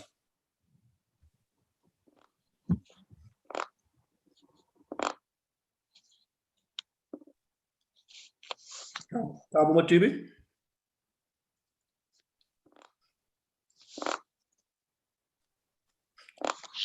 Comrade Mothibi, are you with us? Can we move to Comrade Mdu Manana? Comrade Mdu Manana? Can we jump then to Kim Maruping, a GBV activist from the Northern Cape? Kim Maruping. Thank you, Kim. Good evening. Can you hear me? Loud and clear, Kim. You can proceed. Thank you very much, Chair, for the opportunity. I want to greet the President, all the ministers that are within our midst, also the people that are joining us, who play a very pivotal role in making sure that South Africa becomes what it is supposed to be. I'd like to narrate a very small story that has affected my entire life. When I was 14 years old at Northern Cape High School, I was raped at a place called Number 3 Beer Hall, which is now known as the Maibuya Art Center. For me to have the courage to even speak about this tonight has taken me years to come to terms with the shame that was attached to being raped, with the blame that was attached to me. I lost confidence. I had a lot of problems growing up as a teenager, turned to alcoholism as a way of coping and as a mechanism of coping because of everything that I've been told I was not. These issues are very serious issues, and that's why I decided to become an activist, to speak against vultures who are busy vulturing after innocent blood, who go particularly to go and target those people that they said, are less stronger than they might have been, as they would say a woman is less stronger. I have a couple of solutions, and I think these solutions is the only way that we can move forward as South Africa. We have marched, we have stand in the queue of corners, we have done almost everything that is necessary to deal with this pandemic that will continue to make women feel like they are not part of the society. I think that what we just need to do, number one, is to name and shame the perpetrators, because we know them, we live with them in our communities, but because they are our friends or family members, we keep quiet. There is no way that a 3-month-old baby or a grandmother can be raped, or even a woman can go to the post office and end up being raped and killed, and nobody says nothing about it, as if they did not know that it is a serious offense. I think it is of importance that as young people, we start to advocate in institutions of higher education to name and shame and speak against even powerful people who continue to rape women and not take responsibility for it, because the law system or the justice system is protecting them. I would also like to say that the boy children must be taught at a young age to respect themselves and to respect the bodies of women. In that way, when we nurture them when they are so young, we are teaching them that it is important for us to grow up in a society where women will not be looked at as if they are less than a man. That a woman carries the strength of this community, a woman carries the strength of this country, and the woman does bring those boys and girls into the world. We need to make sure that we have finances that are directly involved with boy children to teach them that this is a pandemic and it's not something small that we can pray about. In conclusion, I tell my story because I want to empower other women to understand that with the shame that comes with being raped, or with the shame that people would say that you are not good enough, it is not true. You can find strength in your scars, you can find healing, although you would have to live with the memories for the rest of your life. There is help out there, and we need to speak about these people that continue to make us not feel safe in a country that is ours. Mr. President, we need to take out all the guns and make sure that GBV is not an issue that we only speak about during Women's Month. It is an issue that must be spoken about every single day, and resources must be put in there to put behind us or to name and shame those people that continue to break us up inside. Thank you very much. Thank you very much, Kim. Yeah, we just received a message that Comrade Motibi from Business is not available. He sent an apology. Let me just check. Comrade Banana, is he available? Comrade Banana? I don't think he's here. Can we then move to the next speaker? Bronwyn Adams from the Western Cape. Bronwyn Adams. Check it.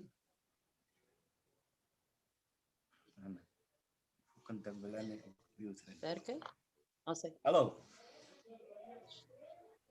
Hello. Hello, Bronwyn, we can hear you. You can proceed. Goeienaand. Ek gaan in Afrikaans praat en advocaat Burgens gaan translate. Is it fine? I will speak in English and Advocate Burgens will translate. Is it fine? Yes, you can continue. It's fine. Thank you. Ek is Bronwyn Adonis. Ek is van Moreesburg. Ek is die oupa van 'n 4-jarige dogter wat verlede jaar Mei maand seksueel gemolesteer was. I'm Bronwyn Adonis. I'm from Mariesburg, and I'm the grandfather of a daughter that was sexually molested last year, May 2019.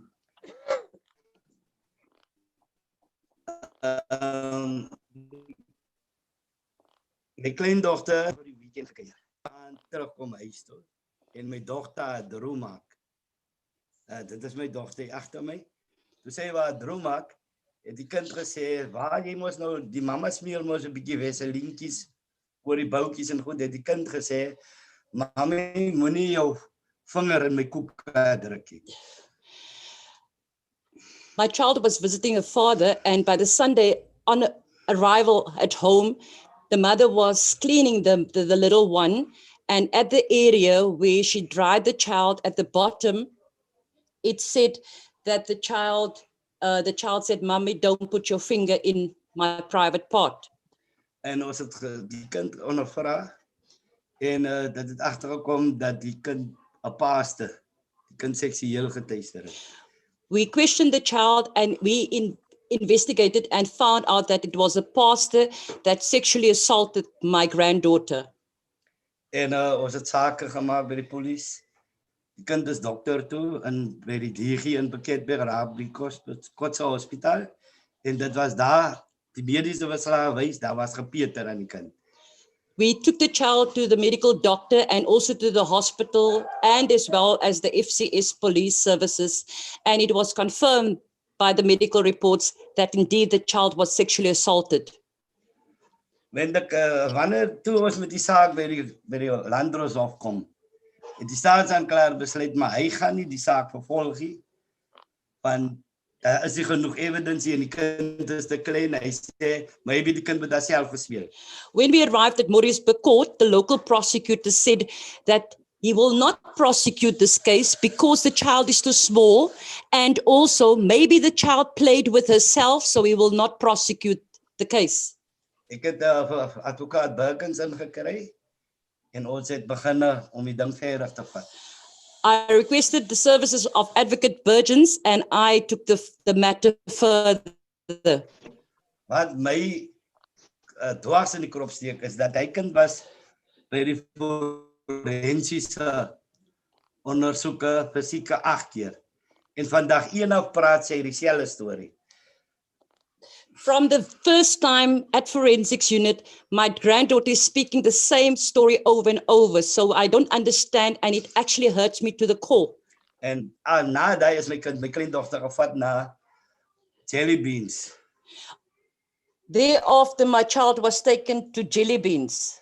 En die kind het bly by dieselfde storie. En so 4 maande daarna daai is daar nog 'n kind van 3 jaar oud, ook in dieselfde bootjie deur dieselfde pastoor, seksueel getuister. My child continued with the same story, and a few months later, another child, 3-year-old, was victimized and sexually assaulted by the same pastor at the daycare. Die dokter by die hospitaal het gesê dat 'n 3-jarige kind nie 'n virgin is nie en dat daar gepeter was. My vraag is, hoekom gaan hulle nie voort met die saak nie? Hoekom sê die NPA nou 'n kliniese sielkundige te beslag gedoen dat die sake, die kinders kan nie eintlik beslag nie, maar die kinders was nooit by 'n sielkundige, kliniese sielkundige nie. My question now is, how can the NPA, without our knowledge, say that my children have gone to a clinical psychologist, yet the children never went to a clinical psychologist? Yet the children received 12 sessions, the one child received 12 trauma counseling sessions, whereas the other one, the 3-year-old, have not received anything yet. So my question to you, Honorable President, why is the system failing us in the rural town of Maritzburg? I thank you.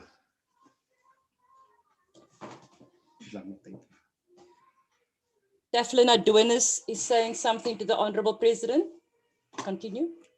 Good day all, good day Mr. President. I am the daughter of Bronwyn Adonis, whom you've just spoken to. Mr. President, tonight I am urging you, I am begging you as a mother to help our children, to help our women, especially in the rural areas, Mr. President. Tonight I cannot explain to you the pain that I am feeling. As yesterday, the NPA did not even have the courtesy to inform me, but I had to hear through Advocate Burgens that the case would not be enrolled. The perpetrator is walking scot-free in this community, boasting that it's more than a year and nothing has happened to him. And Mr. President, I can't tell you how much it hurts a mother and how a mother's heart feels. As I'm sitting here tonight, the only thing that I can think of is going home, drinking a lot of sleeping tablets and just escaping the pain. Our boys, our men are not born as rapists. And I ask, a foundation needs to be laid for our men to grow up example for our women, for our children. Thank you, Mr. President, and thank you all. Thank you very much, Bronwyn. Can we then now move to the next speaker, Zwelethwa Skosana from the informal settlements in the Northern Cape. Zwelethwa, are you with us? Yes, I am, sir. Can you hear me? We can hear you loud and clear. Proceed. Continue. Okay, thank you. My name is Zwelethwa Skosana. I'd like to greet everyone, starting with the President. Peace and love towards you all. I'd like to start with a quote. The source is unknown, but I think the quote is really profound. The quote begins with, "We need to realize how important it is to bring about in the human mind a radical revolution.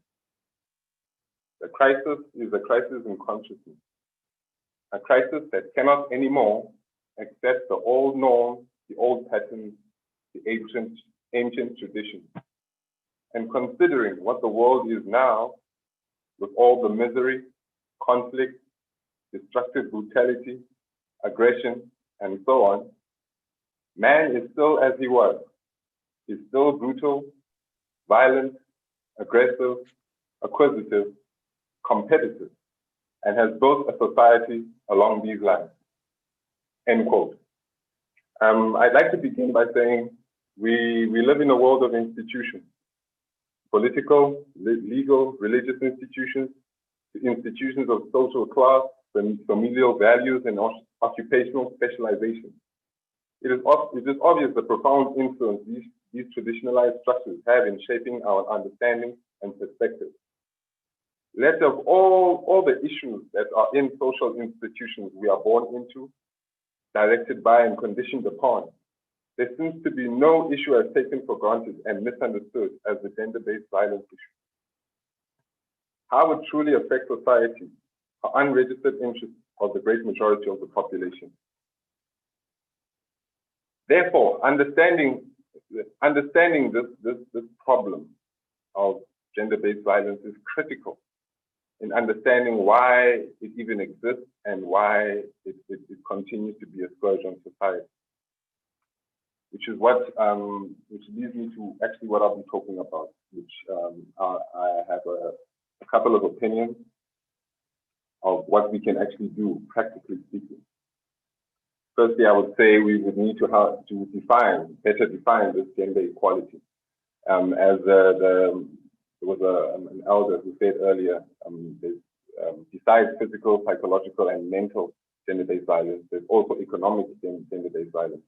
And to also what the doctor was saying earlier about recognizing the male as also a biological participant in society and also a social participant in society.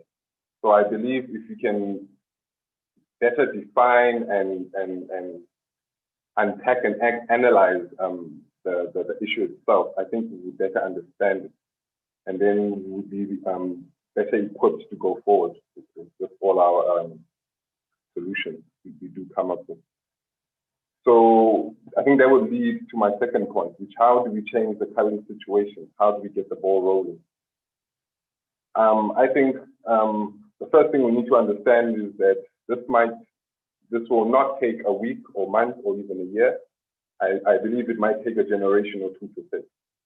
So, which is why I insist that it needs to be unpacked and analyzed. Then after we can recognize the nature of the problem and its construct.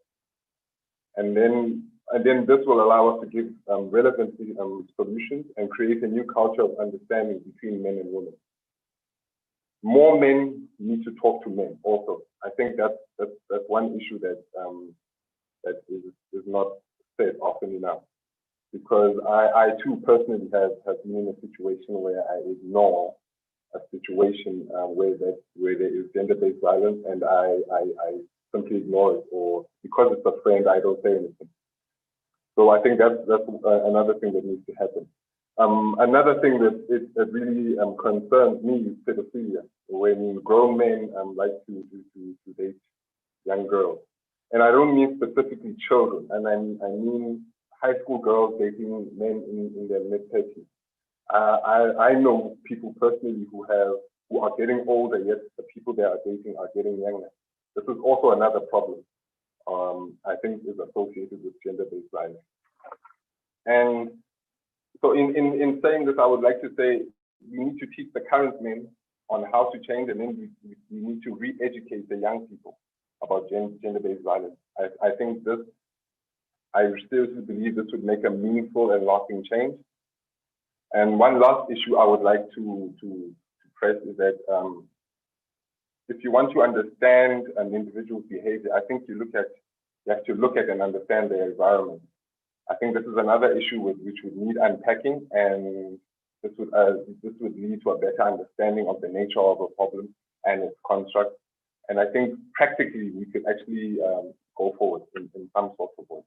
Thank you. Thank you, Mr. Skosana. I was just informed that Thabo Mothibi is with us now. So Thabo, can you take the podium and stick within the 3 minutes, please? Thabo.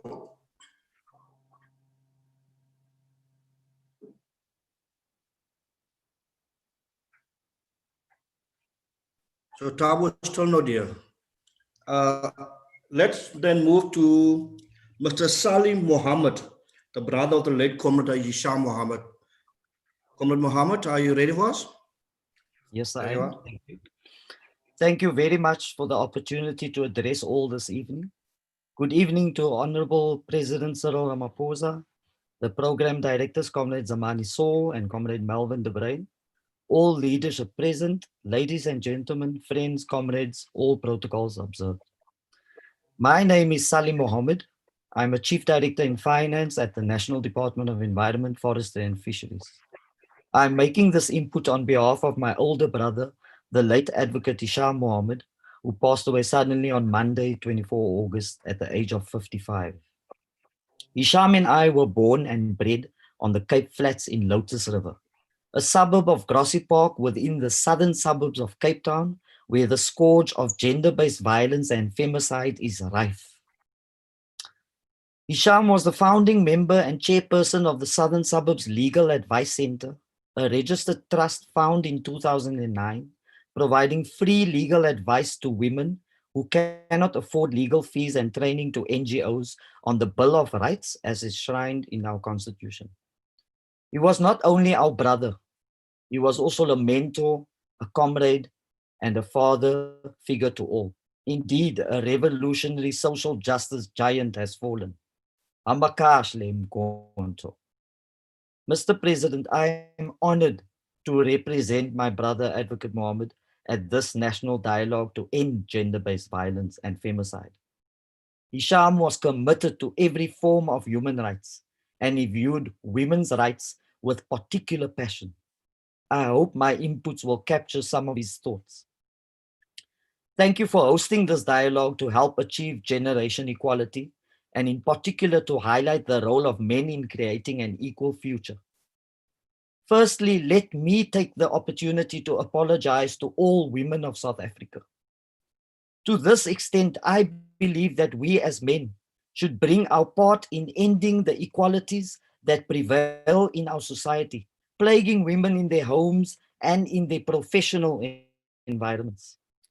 As we celebrated Women's Month, we acknowledge that while some transformation has taken place, there has been a slow transition over the last 4 decades.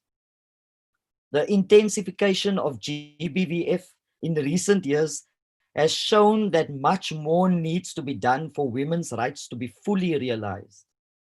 The Beijing Declaration and Platform for Action is the most visionary agenda for the empowerment of women and girls everywhere.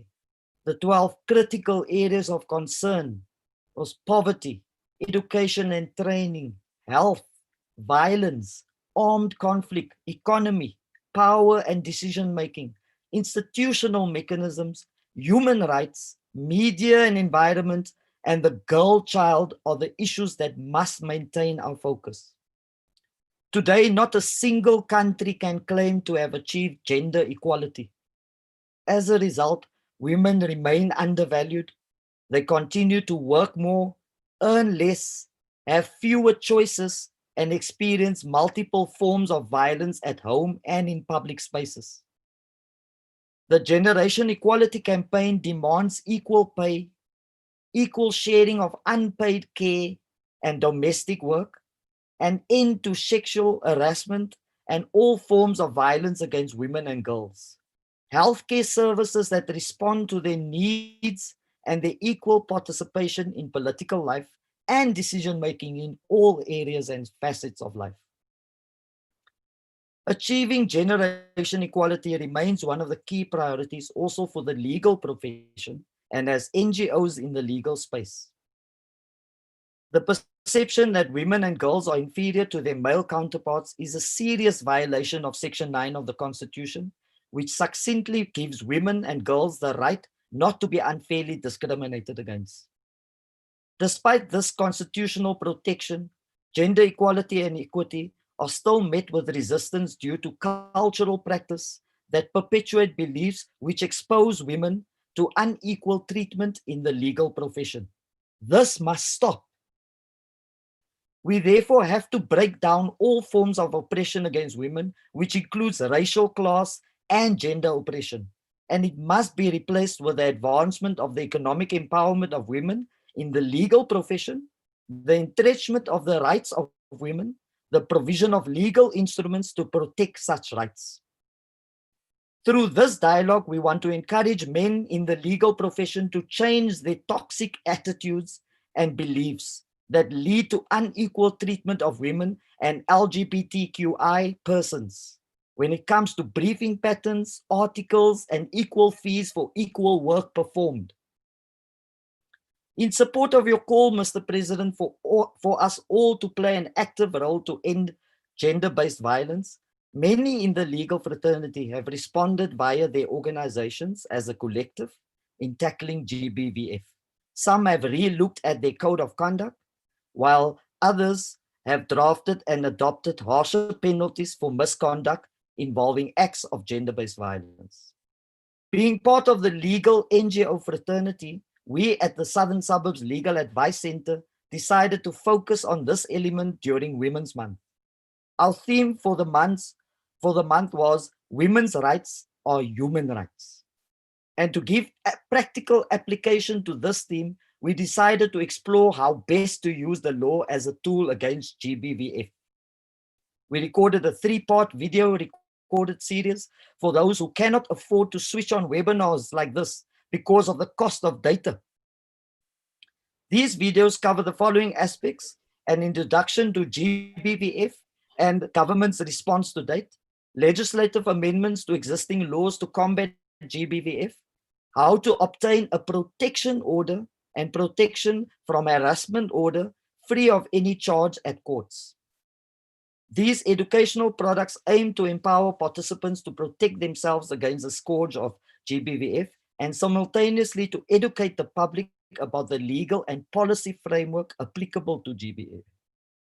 Last year, Mr. President, you hosted a presidential summit against gender-based violence, and on 18 September 2019, you announced a 5-point emergency response plan to urgently curb the upsurge of GBVF.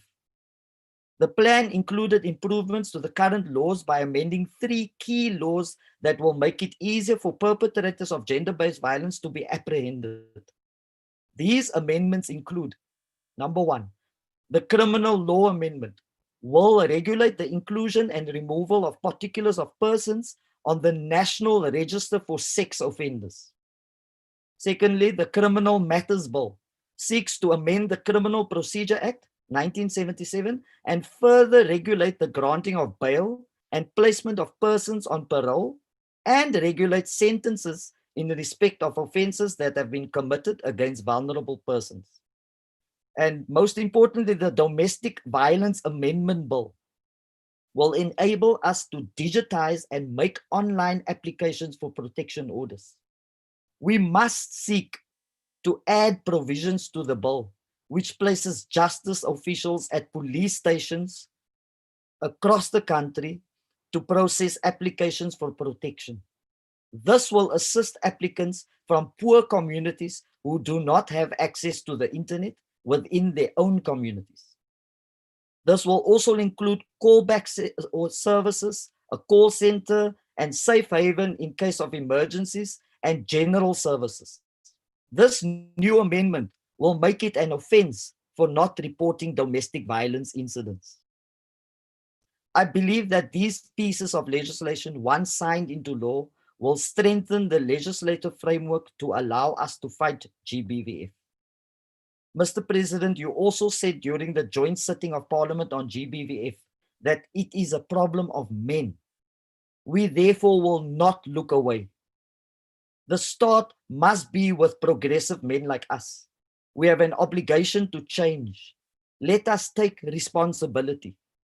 We pledge to educate men about the real struggles of women and their rights and protection under the law. For me, it comes back to exercising a deeply rooted respect for women in our personal and professional lives. Let us work together like in the words of the Freedom Charter, sparing neither strength nor courage to eradicate GBVF and patriarchy from our society, and in that way, we will achieve generation equality. I thank you. Thank you very much, Salim. Yeah, I think my part of the program is now done.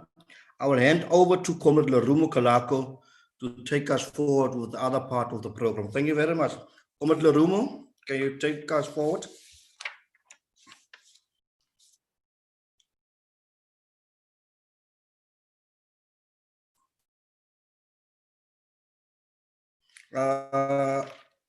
There's Comrade Lerumo. Comrades, you must excuse us, we've got load shedding in the Western Cape. Yes, yes. Thank you, Comrade Melvin. Good evening, comrades.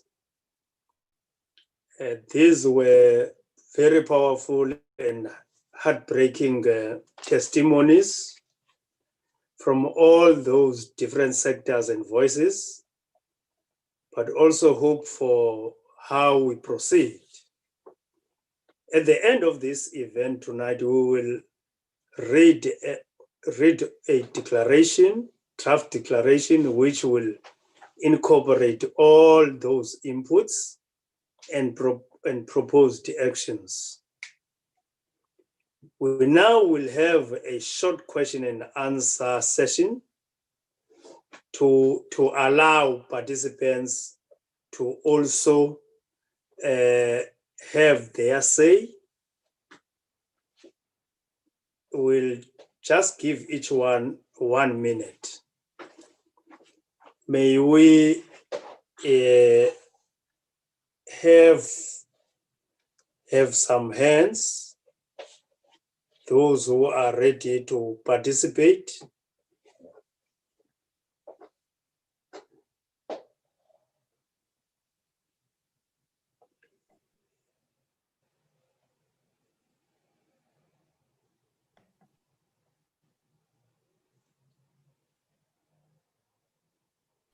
Comrade Chairperson, we have hands from Comrade Abraham Luruli and Comrade Nhlanhla Kaba, and then device number 503919291. So those three at the moment. Oh, and then we've also got Comrade Shlomani Chauke from Northwest. Okay, thank you very much, Comrade Phoebe. Can we follow in that sequence? Can the first one come in? It's up to you. Thank you very much. Thank you very much, Program Director and Madekwana President and colleagues. Like it said, my name is Abraham Lururi. I'm the National Chairperson of the Progressive Professionals Forum. President and colleagues, as progressive men, members of the PPF, professionals, entrepreneurs, middle strata, and those that support the present government, we have taken a stand and launched the program, a campaign against GBVF. This program, because it is so important, it is located in my office as the national chair, and we just want to make an indication to this forum that also us as professional men, we have taken a stand. We have launched this program nationally, and we have identified both provincial and regional coordinators within PPF, and we have also identified ambassadors, both provincial and at regional level, so that we are able to openly assist in making sure that we deal with this scourge within our society. This is the point I wanted to indicate, President, that we have taken a stand as professionals under the PPF. Thank you very much, Chairperson, for the 1 minute. Thank you very much. The next one can follow. Nhlanhla Kaba. Nhlanhla. Yeah. Thanks, comrades, and good evening, President and everybody. I think mine is more like of an input, but also I would be happy if the President, while he will speak to us, he can also indicate if this could be possible. I think what is of essence and quick currently, it's the social media and the apps and the IT, which is key. How could we integrate IT best in terms of fighting the gender-based violence? I earlier raised, like Comrade Nomvula Mkonyan have said on the comments, how could we have the app that will speak to this, whether we create more of this, but the national app from government, I think, could assist. Lastly, is that for the young men in introducing the program towards young men, like as we know the Freedom Charter and 10 Commandments, some people were referring to the Bible here. I think for each man and young man, we need to design something of a 10 Commandment or something that will be recited as basic thing for life. For you to have a successful life, you really need to have such a Bible which talks to gender-based violence. Whether will it be that charter, which Comrade Lerumo had spoken of now, which we'll agree to, but it's important it knocks sense to every one of us. Thank you. Thank you, Comrade Nhlanhla. Comrade Shomali. Okay. Yeah, no, thank you very much, Comrade KK Lerumo, and let me greet everybody, the President. My points are just going to be brief, Comrade Lerumo, that not long ago we had a session with the President again. We raised a number of areas concerned around the issue of gender-based violence, and we agreed on, a problem that all of us have identified. What will be key, Comrade Lerumo, moving forward, will be the program of action. I think in the closing, obvious, with the position that all of us will take to commit, it's important that we are all of us ignited in a program of action that is properly coordinated, it's running, it's reporting, well-resourced program across different communities in provinces where we serve. Because you can even see, Comrade Lerumo, in the last engagement we've had, I raised the critical role that the media must play. And by that time, when I was raising that point, the national broadcaster,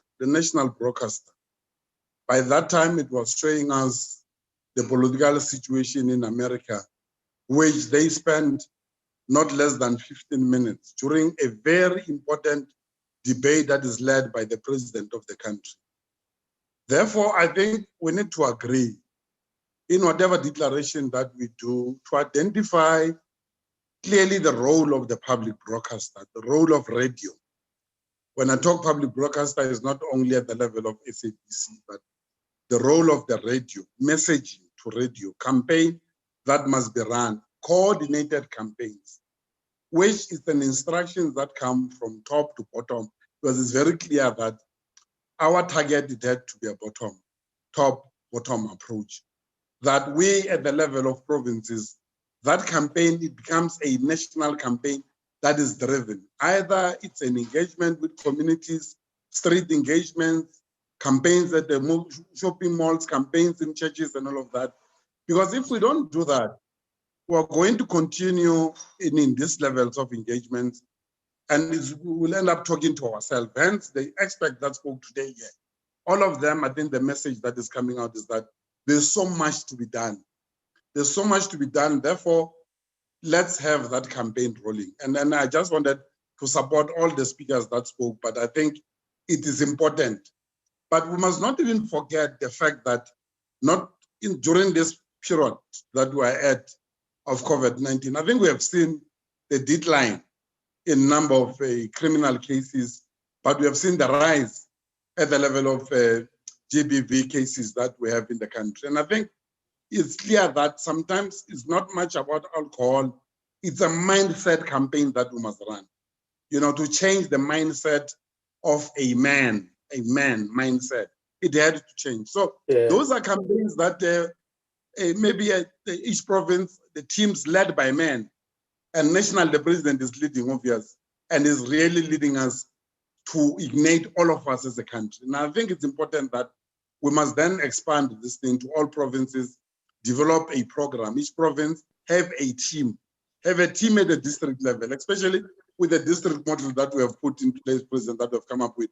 It's important that have a gender-based team led by men in all those districts, even at local level. I'm just saying that for the room. Those are matters that I feel very strong that we just need to have now practical action in place. But I really appreciate very much and the inputs that I made. Thank you. Thank you, Hlomane, because I can see there are a lot of hands. Patsy, Ali. Good evening, Honorable President and everyone, comrades. Today, I would like to start to say thank you to Comrade Queenie for representing the LGBTI community to here today. I'm an LGBTI activist and government spokesperson in the Northern Cape. What I would like to address at this time is that we are talking about gender-based violence in our communities. We are talking about it at schools and in churches and so forth. But what we are failing to do is to address the violence and the patriarchy within the movement. We are failing to address these things, and we are failing to call it out. We are failing to speak about how there is an insidious and lurking thing that is very ugly within the movement, and it's a kind of something that I would describe as sexual transactional kind of patronage that is happening. And within the movement, we see some of our young girls, in order to gain access to power or to places at seats, or in order to find themselves in positions where they are financially well off, there is these kind of violence that happens within the movement, and no one thus far is calling this out. And I'm here to call this out because this is happening. We need to look at how we value and we view women in this movement, because if the only way that they can gain access to power or to positions where they can assert themselves is through the means of their bodies, then we are utterly at a huge mistake. We need to address this issue. Then we need to address the issue of the value and the worth of the voice of the woman that is at the table in the movement. We are going for 50-50 and we are achieving it, and we are bragging about this thing, that in leadership positions, we are sitting the women at 50-50. It's a violence that is being committed against women. If we have women sitting at a table for 50-50, but then their voices do not have the same worth and value, and their voices and what they are putting in and what they wish to achieve is at the sanction still of a man. These are the kind of violences that are still happening within the movement. And if we cannot resolve these things within the movement, how are we going to resolve it in society at large? Thank you.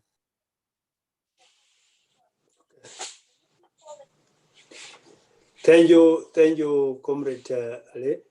So we have, can I ask the participants, you keep into 1 minute, because there's so many hands here, so that you are just keeping on our time. Where Kama, with Masuri Kama, yeah? Thank you very much, Comrade Convener, and let me greet everyone that is here today and the President. My name is Mesuli Kama. I'm the member of the Western Cape Legislature deployed by the ANC. What I want to input, Comrade Chair, is that I think we have enough data now. We've been analyzing the contributing factors to gender-based violence. But one thing that needs to come forth from us as men in this dialogue, because we are hearing from the speakers that were coming before that there is a legislation that is coming, legislation which we should ensure that it responds to the challenges that are raised even today by the Mooriesburg Action Group. But also what needs to come forward is us men being prepared to lose the privileges that are associated with us being a man. So it must be us who are advocating for the inclusion of women in all the economic opportunities and decisions that are happening in the country. Because we can have campaign, yes, they assist in making sure that the campaign is alive, because they mobilize communities to support victims, or should I say survivors of gender-based violence. But what is important is that we are not going to simply educate a young boy that this is how you must treat a woman, but when they are at home requesting any assistance, requesting money to even buy books, the mother will say, let's wait for your father, because the relationship that the father has always had with the means of production is what has located him and given him a particular status in society, which seems to be superior to that of a woman. And as men, we must be the one first who say that it is not the responsibility of women to fight for gender equality. But as men who agree and men who are progressive within this Congress movement, we must be able to say it is also our responsibility. Therefore, anything that comes our way, whether we are talking appointments of boards, we are talking deployments to certain committees of responsibility that must take this country forward, we must be able to ask a question as to where is the involvement of women in this, and that involvement of women can't be only in a message of us saying that we want to emancipate women, but give them an opportunity to participate and contribute effectively in the direction that this country would take. Because when society is able to see women, that is when we are going to be able to respect them in society. Thank you. Thank you. Thank you very much. Thank you very much. Tsepo.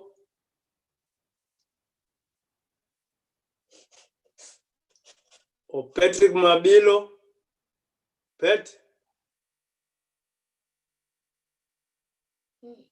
Patrick Mabilo? Yes, can you hear me? Thank you. Good evening. Yes, good evening. Okay, thanks So to the 1 minute, President. 1 minute. Thanks to the President, the Premier, and all present. I just want to make two things, Chair. One is that we should have learned strategic lessons from apartheid.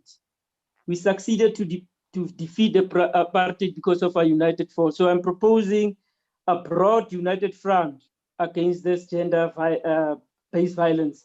But I'm elaborating that it must be composed of government, business, labor, academia, religious fraternity, sports, culture, youth, students, and community-based structures. That is a proposal that I want to make, a broader mobilization in a coherent, systematic manner.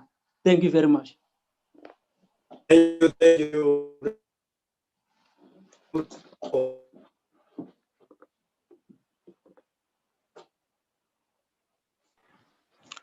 Thank you, Chairperson. Have you allowed me, Chairperson? Is that Tsepo? Yes, Or sir. Siboniso? Okay, fine. It's Tsepo. Fine, Tsepo. Comrades Boniso will follow. Oh, You'll follow, thanks, Comrade yes. Chairperson. Allow me to greet His Excellency the President, Comrade Cyril Ramaphosa, His Honorable the Premier of the Northern Cape, Comrade Zamani Saul, Honorable Ministers and other comrades that are here, esteemed comrades, not only because of the public positions that you hold, but also because of the kind of contribution that you're making generally in society. Comrade President, I wanted us to actually explore a possibility of beyond the current pandemic of COVID-19, extend the mandate of the security forces to be prevalent in our communities, because evidence, more and more evidence is beginning to show that generally as a country, we are actually a violent country, and we're besieged with more and more violence as socio-economic challenges are beginning to gripe. It therefore becomes important, Comrade Chairperson and Comrade President, that we should perhaps explore the possibility of extending the scope of the mandate of the security forces that are in our communities. But secondly, to also say, whilst our constitution is a noble one, and as such, it provides and make provision it allows for everybody to be protected under law.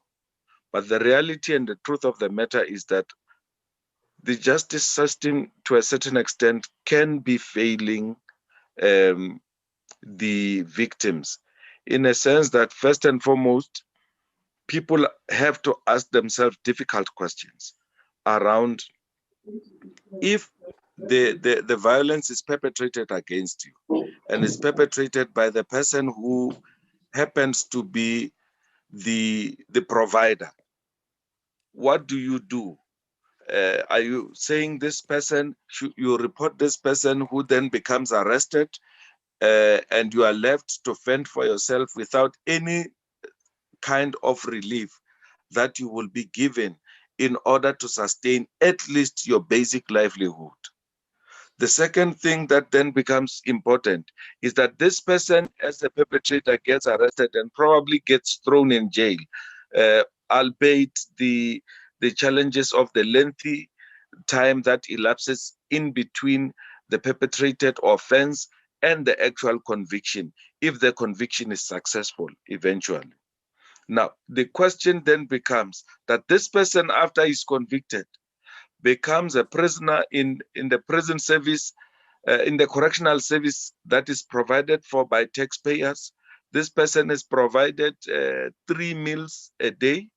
This person gets grade A meat, grade A fruit and vegetable, something that law-abiding South Africans are unable to achieve or are unable to fend for themselves in that breadline, because this is actually the best of the best in terms of your fruit and veg, for instance.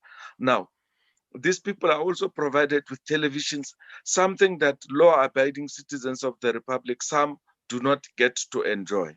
Now, the question is, at what stage do we balance the need for restorative justice and also the need to ensure that when you are a prisoner, you do not go there and just begin to enjoy life when the victim has now been adversely affected by the absence of the very breadwinner, which may have been the perpetrator. Now, it's a difficult balancing act to do, Mr. President.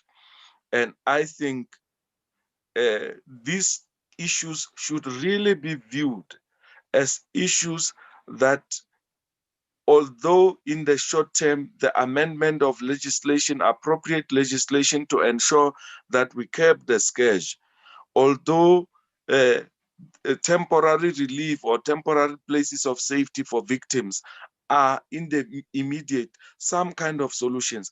But the reality is that we need an all-encompassing strategy to deal with the scourge of gender-based violence. But over and above that, thank you, we must Comrade. also, Comrade just please Sebo. to round off, please. Just this one. Yeah, just your the 1 minute. absence Yes, of yes, role yes. models. Leadership. Yes. I just wanted to Yes. conclude by saying also the absence of role models as a result of the scrapping of the Group Areas Act, wherein many role models then migrated to the previously white-only settlements, has left mainly in townships and in rural areas young men lacking role models, and as a result, the gangsters and criminal elements within society beginning to occupy that space wherein they serve, because of their opulence and their kind of livelihoods, they become role models, and as such perpetuating the gender-based violence through acts of gangsterism and so forth. I'm sorry I've taken more of your time. Thank you. Thank you. No, that's good. Those were very valid issues you raised, Comrade Tsepo. Comrade Siboniso. Thank you so much, Comrade Lerumo, for affording us this opportunity. Revolutionary greetings to Comrade President, Comrade Saul, and all protocol duly observed, Comrade. I've got two points, Comrade Chair, but I think this is embracing the spirit of the ANC as a center and the lead of the society. These are strategic programs that will put us on a pedestal from now onwards, which we are very glad that President Matamela is taking into his presidency output to ensure that we also monitor this. The first point I just want to elevate, Comrade Chairperson, is on the issue of education system. Paul Freire, on his book on the pedagogy of the oppressed, spoke about why would the country, after getting freedom, must ensure that we dismantle all the ready-made machinery. I don't think at some point it's in South Africa we've addressed those imbalances. Like, for instance, our education system is not saying anything to a boy child. How do you ensure that you make him accustomed to a new environment, which is going to purport a growth, which is going to purport a system of ensuring that you embrace your girl child in the community? I don't think we have invested so much when it comes to that aspect of life. The last point I just wanted to elevate is that it will be very strategic when we reach level 1 of lockdown. The President just visit the provinces and we invite all the stakeholders just to ensure that this will be characterized by consistency, because as ANC, we've got nice policies, we've got nice constitution as a country in South Africa, but when it comes to implementation, we are very shallow. If we can have an anchor team that is going to drive this, like for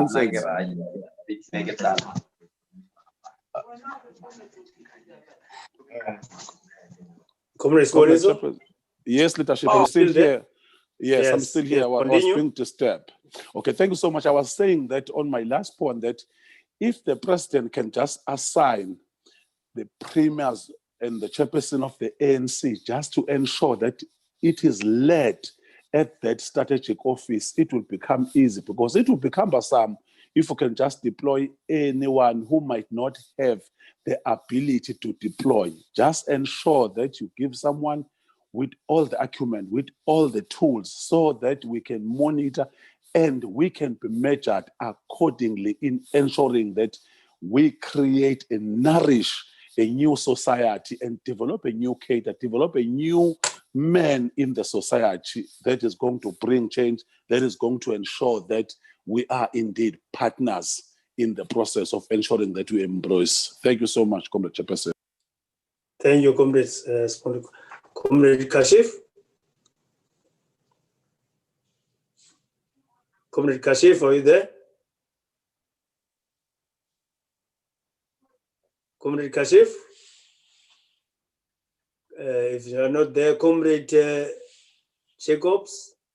I am here, Comrade Lerumo. Thank you very much. Oh, Comrade Kashif, yes, fine. Thank you. Our national chair of the PPF has spoken earlier about what we are going to do as an organization. I'm the president. Good evening, and President Ramaphosa and the premiers, all protocol observed, Premier Zamani Saul. I think, Comrade Lerumo, the issue of gender-based violence is both a state responsibility and also that of civil society. I think when it comes to the state's responsibility, we can have all the legal laws enacted, and I think Comrade Sarmi spoke about the 3 bills which will be passed by Parliament. But we must look at our criminal justice system, and more specifically, we must look at our courts. I think the grandfather from Mauriceburg very emotionally spoke about how the state prosecutor in that part of South Africa dealt with his 4-year-old granddaughter and the 3-year-old later. So I think certainly our court system and our courts in all parts of our country must be more friendly towards victims of gender-based violence. And I think secondly, our prosecutors must be trained and equipped to deal with this particular issue. Then I think with regards to our men amongst us, we must start to identify and isolate the men who are perpetrators of gender-based violence. We must tell them, and they must know that the victims that they have attacked are someone's mother, someone's daughter, someone's sister. And we must find it within ourselves that we as witnesses must come out, firstly, to testify against these people, but secondly, also to equip and strengthen victims of gender-based violence to know that when they do speak out, when they do identify themselves, when they do go to the police stations, they will be protected not only by our judiciary and the criminal justice system, but also society at large. Then I think thirdly, as fathers, husbands, and parents, mothers, we must educate our young daughters, our girl childs, on what sexual molestation is. I think we take it for granted that a 5-year-old and 6-year-old will know when she is being sexually molested. But clearly, again, flowing from the emotional testament from our grandfather in Mauriceburg, clearly is that's not the case. So what we're calling for, I think, Comrade Lerumo, is social cohesion again on the scourge which is facing our country. We're calling on civil society and the state to work closely together, because any pandemic, any action against society, against victims, against people, cannot alone be solved by the state, but requires that partnership between civil society and the state. And again, the PPF is behind that. Thank you, Comrade Lerumo. Thank you, Comrade Aship. Comrade Tinswalo. Comrade Tinswalo. If not there, Comrade Mdu, Tuduzi, Manana. No, thank you very much, Comrade Lerumo. Greetings to the President, Comrade Saul, and comrades who are participating in this program. No, Chair, apologies. I've been trying to connect. I was battling a bit. But Chair, I do regard myself as a reformed perpetrator. And I thought also, let me make a contribution and say that, look, these things are happening in our country, and they're so unfortunate. But we do need to pay particular attention to the boy child. We do need to educate boy children on the importance of coexisting with girls, with their girl counterparts, and respecting them, loving them, protecting them. I think that should be an effort that comes from men. That whilst we talk about the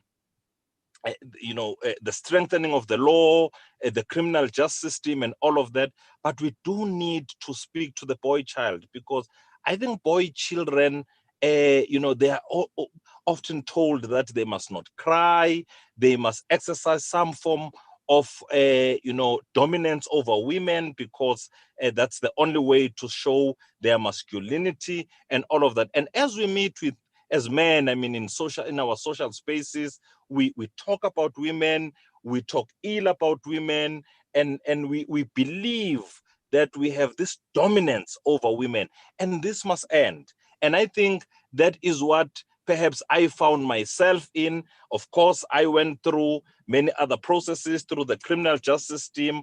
I paid my dues, and that is why we've come together with a number of men. We work with an organization called Kulumandota, led by Patrick Shai, where we are targeting young boys. We go to schools, you know, just emphasizing the point to these boys that actually women are not, you know, your punching bags. Women are to be valued, they are to be loved, they are to be protected. You know, our mothers are women. We have children, we are girls, we have sisters and all of that. But there is this element of anger amongst young men, and we've got to address it. We've got to, you know, delve deeper into that problem and really address it, because young men need to grow up, you know, understanding and appreciating that women, you know, are to be valued to an extent that, you know, in the future, we should be having an army of young men who, you know, will hold women at very high esteem and not see them as just, you know, just punching bags of people that we can trample on. So, Chair, I do believe that this campaign must be led by men. Women have made their point. They have been crying. They've been crying to government, crying to president that they need more resources. We need to strengthen the law and all of that. But the onus is on us as men. We've got to lead this, more especially us who are, you know, reformed perpetrators. I think we've got to identify them and say, you know, you come from that. Either you've been in prison for it, there's a price you've paid. What contribution rather are you going to make to ensure that there is reform in society? But the campaign itself, the fight against gender-based violence and femicide must be led by men, but we've got to target the boy child. We've got to, you know, the other day I was making the point in one of our ANC sessions that, you know, when we grow up, our parents buy us guns and all of that, and they do this not knowing that actually they are making a contribution in us becoming violent, because we believe that a man should carry a gun. I've not seen a parent who buys, you know, his or her child or her daughter a gun, but they will always buy boys, because that is how we are socialized. So, I see. Okay. I'm sorry, Chair. Yes, Mdu. Sorry, Chair. This is just Yes, my Comrade parting Mdu. point, Chair. Yes. I'm just saying. So I think our growing up, our socialization has got to change. We've got to. But I do want to plead with all of us that let us pay particular attention. I do believe that at some point in the near future, we will rid ourselves of this, you know, bad behavior, of this, you know, I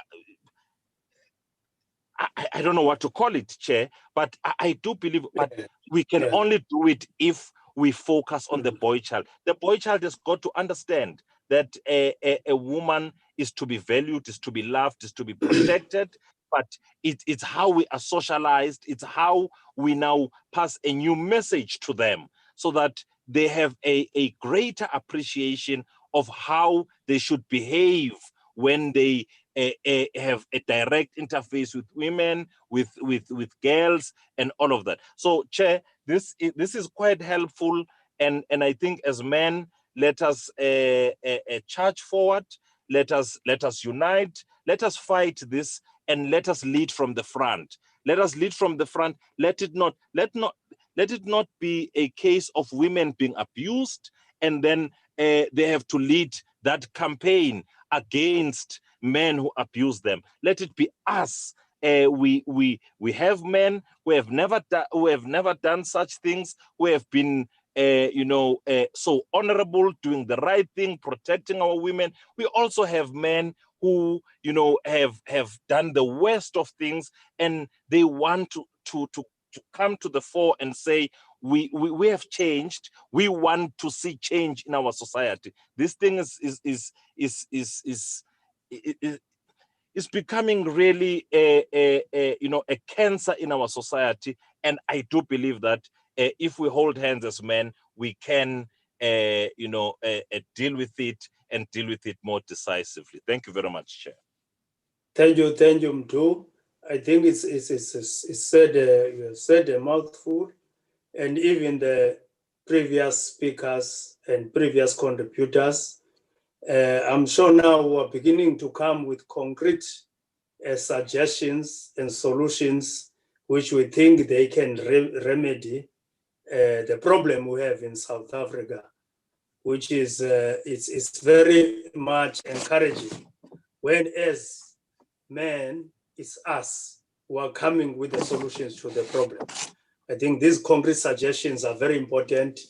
They will be incorporated, I'm sure, as we move. I hope other speakers also will come with the concrete suggestions, not only questions. We are now Khumalo Nanso.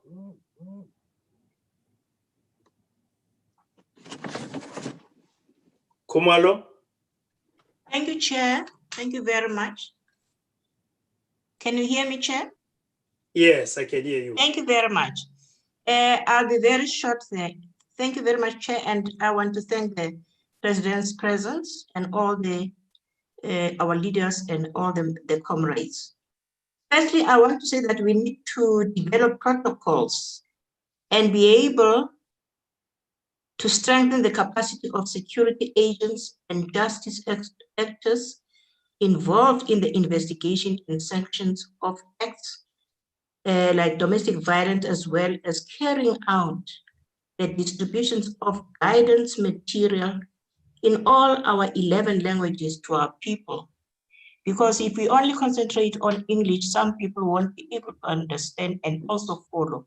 And we need to do this through schools, churches, workplaces, and to all various sectors.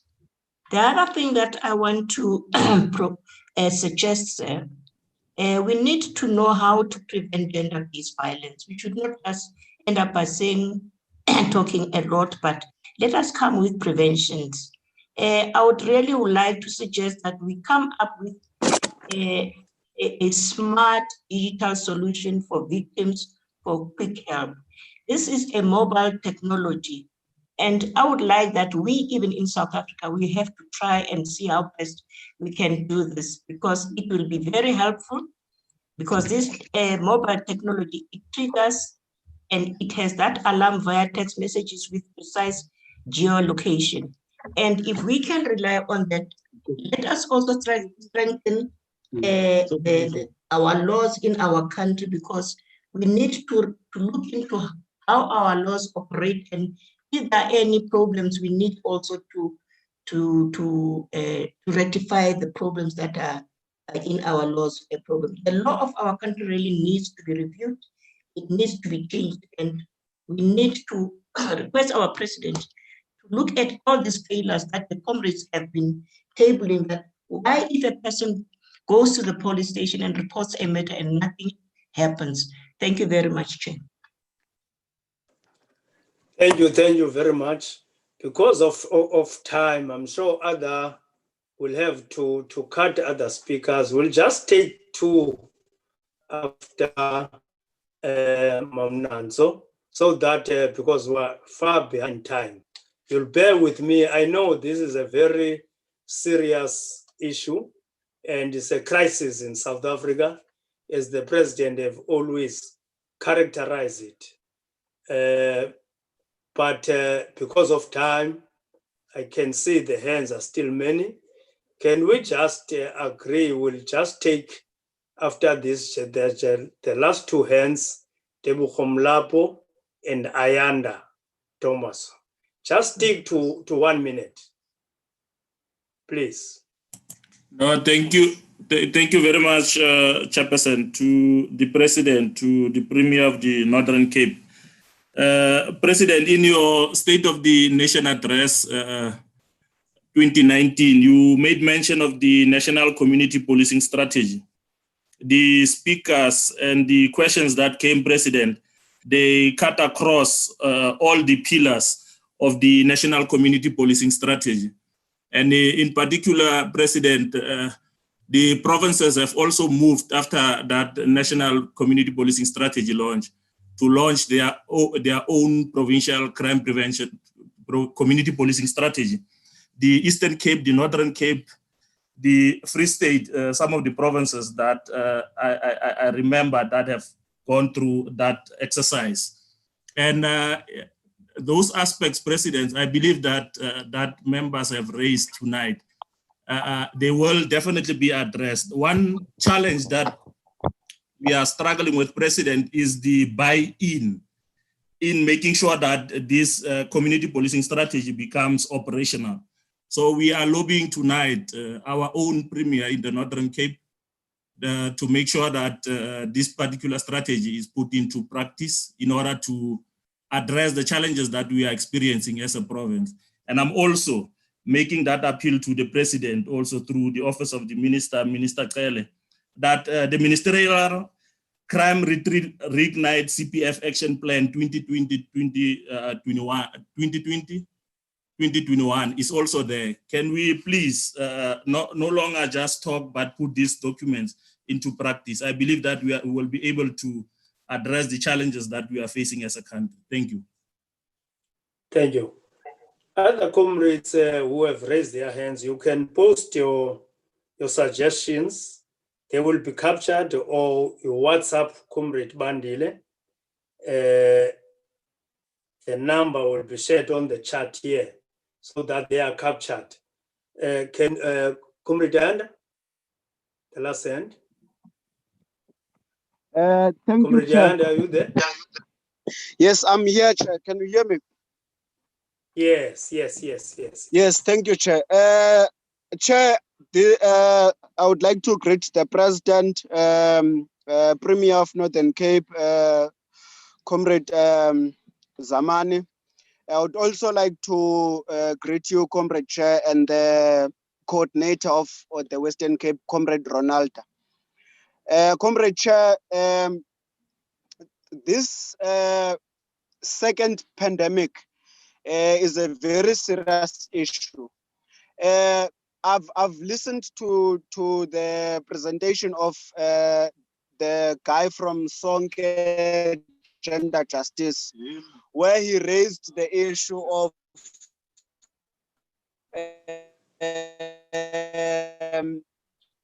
this kind of behavior being in from our homes, as certain teachings, the actions against women in our society. I think we should have a strategy where we are going to have a way of removing that kind of mentality into our men, especially in our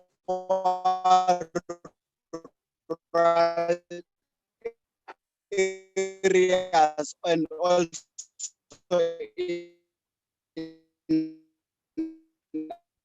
We're losing you, comrade. We're losing you. Comrade, we have lost you. Comrades, I think we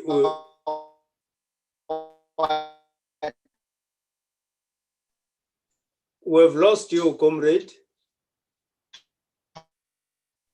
I think we should continue the program. Let's proceed, sir.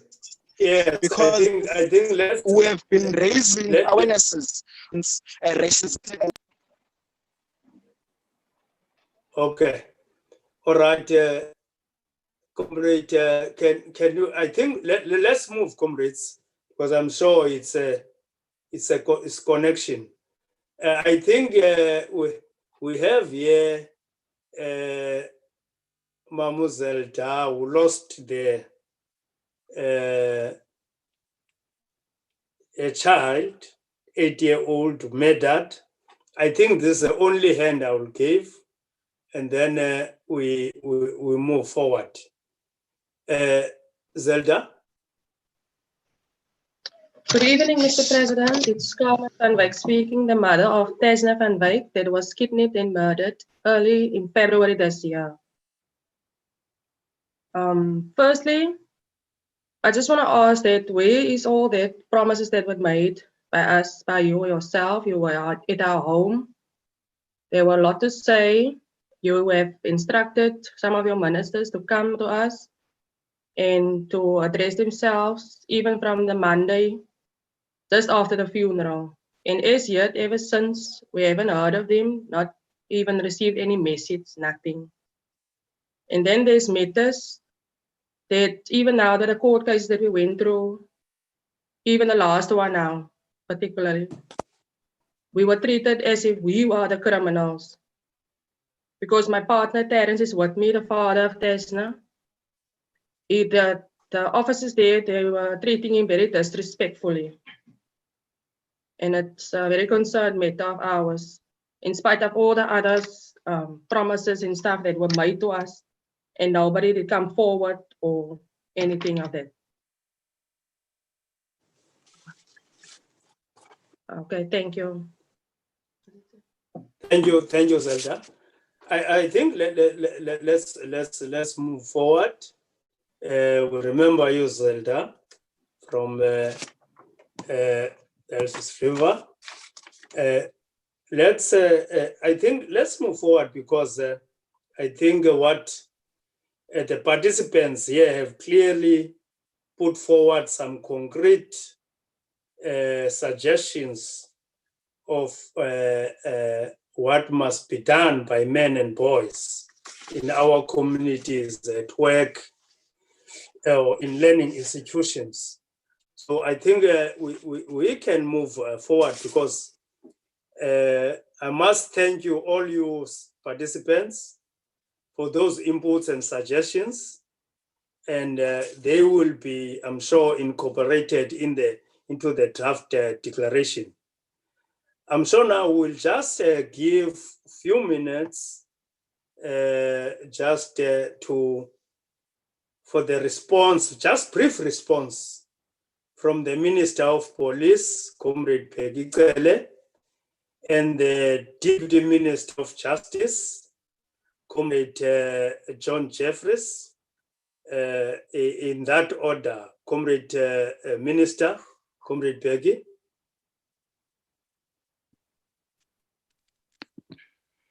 Thank you very much, Comrade Lerumo. Good evening, comrades. Good evening, Mr. President, and all comrades that are here. I was really pleased when Advocate Venice Becker spoke because I would love that we emphasize this point of gender-based violence and femicide in children, because they are big victims in all these matters. Maybe that's an emphasis that we'll make as we go forward. But Mr. President and the Chair, Babu Zamane, when I was asked in year 2009, when I was given the temporary job of being a National Commissioner of South African Police, what was my vision? Was that when in the middle of the night, a young woman walks alone without the fear of being assaulted, attacked, or raped by any other person. And that vision is still there. But that vision will have to be driven by all men. It is on that score that sometimes I'll be controversial here. Sometimes I don't agree very much with the theory of that men must protect women. Women don't need protection of men, they need their space. They are fully fleshed human beings. If I were quoting from Chief Albert Luthuli, I would have said, let my people go, let the women go. They don't need our protection, they need their space, they are capable, they are bright, they can do things. Because this idea of protecting them, it gives the idea of ownership. as if they are our pets. They are not our pets. They are fully fledged human beings. So as we deal with men, again, I would agree, let's deal with young men, but let's deal the men across, because you look at old men. I was just reading that teacher who raped the 15-year-old child in Durban. That's not a young boy, he's a man of 40. It's not the man that was sentenced 3 days ago is 62, raped the 15 months. So it's a question that let's concentrate on deal with the men. Let's come with these programs that will concentrate on the men dealing with the matters. The point, the other point, which will be the last point to make on this one. This idea that it's some kind of people somewhere and others are better than others does not exist. This thing that people that will rape are in townships and all in suburbs and those beautiful areas don't do it does not exist. Men misbehave across the board. But one other thing, the communities and the society will have to be part of fighting this scourge. When you look at your statistics of the rape in the year 2019-2020, 18,231 people were raped in the residences they know, in the residence of perpetrator, in the residence of victim, in the next door, in their families, which means they are raped by the people they know. So we'll have to bring community really on board on this one. Another worrying factor that we'll have to look at it very closely is that about 308 of people were raped at the educational institutions, but also worse, 16 of them were raped on the government premises, which means we don't have to look far. We need to look around us and look around everywhere to put these programs going forward. The last one, Lerumo, I saw Comrade Zelda there. She did raise the matter about how the husband was treated. We did go to that police station to deal with the police on that matter. Maybe we'll have to make the follow-up, because if I remember very well, she raised the matter and we'll try to deal with the matter. Maybe what we haven't done is a follow-up of the matter, of which I as stand here, will have to follow that matter forward. Thank you very much. Thank you, Comrade Minister. Comrade JJ.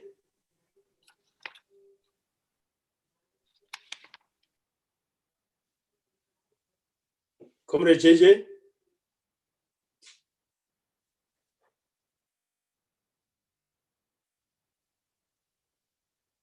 Comrade JJ, are you there? Seeming like I can't get Comrade JJ. Doesn't seem to be logged in. Is not logged in. He was logged in. He might have just been lost. Yeah. Hi, Comrade Lerumo. Yeah, hi. Oh, there you Comrade go. JJ. Yeah, sorry, Yes, I got can hear you. I got Can hear you. kicked out. I might have to close the video just because I'm still on network. But apologies Okay. for that. It was just bad timing. But luckily, firstly, just greetings to the President and to all other leadership and members, and thanks for the opportunity to speak. This is, as the President had said, a big crisis, a big problem, a second pandemic. From Justice's side, we are trying to ensure that survivors, victims are dealt with as least secondary traumatization as possible, establishing and rolling out sexual offences courts where it's easier or there's less secondary victimization. Establishing Thuthuzela care centers attached to hospitals where survivors, victims can get treatment and have evidence taken. We are tightening the law, as you'd heard from the late Comrade Hisham in the video in the beginning. His brother, Comrade Salim, also spoke about that. Those bills are in Parliament. They will be out for a comment by Parliament. But there are issues, and I'm aware of the issues of Mauriceburg. Bernice Spurgeons had sent me the letter from the NP not wanting to proceed with the case that was raised. I forwarded that for her comments, but it is an issue of, in our justice system, and it's like this across the world, a person is innocent until proven guilty. The state has to prove guilt. And that the difficulty comes in. But there are issues there that need to be responded to by the NPA. The other point I wanted to make is also that it's individuals who are applying the law, whether it's police people, whether it's clerks, prosecutors, magistrates, and people are human, people make mistakes, people have their own attitudes and prejudices. So where there are problems with officials, can those please be reported so that the issues can be taken up with them? We do training of officials, but it's not enough, and people, in spite of going on training, can still have their own attitudes. The other issue, though, is that there's no magic bullet to end gender-based violence and femicide and rapes and sexual offences. There's no switch that we can press or click and it will end it. It's a societal issue, and I think he was also raising this point just when my network crashed. You know, the people, gender-based violence are not people from across the border or from some other place. They're men, they're us as men. And it's our fathers, our sons, our brothers, our friends. And definitely, I think there's a lot more we've got to do as men's attitudes to women. Are women, why do so many see women as possession, as sexual object gratification? You know, I'm sure none of us have racist friends, but we may have a number of friends who've assaulted women, and we don't call them out on it. So there are all those issues that need to be attended to. I think Comrade Mdu spoke about the boy child, but I think it's also, and I think that is very key, but I think it's also engaging with the girl child so that the girl child knows how to interact with males. So I think it is very much a societal issue. It's not something that we can put a police person in every home to police the relationship between a couple. So those Comrade Lerumo, are the comments that I wanted to make. Let me leave it like that for now. Thanks. Thank you, Comrade JJ.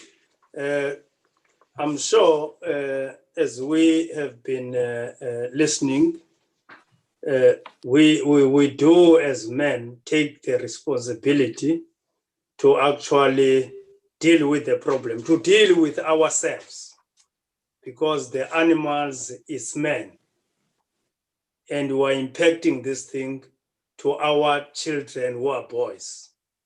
So it's very important that we must continue with programs like this. I'm sure, President, you have heard us.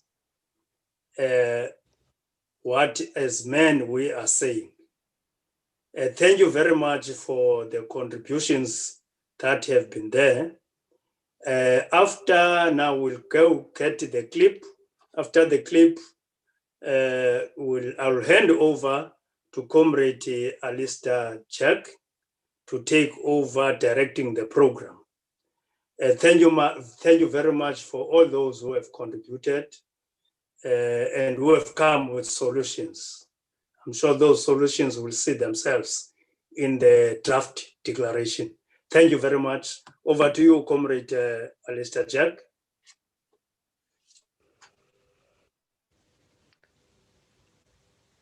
Good evening, comrades.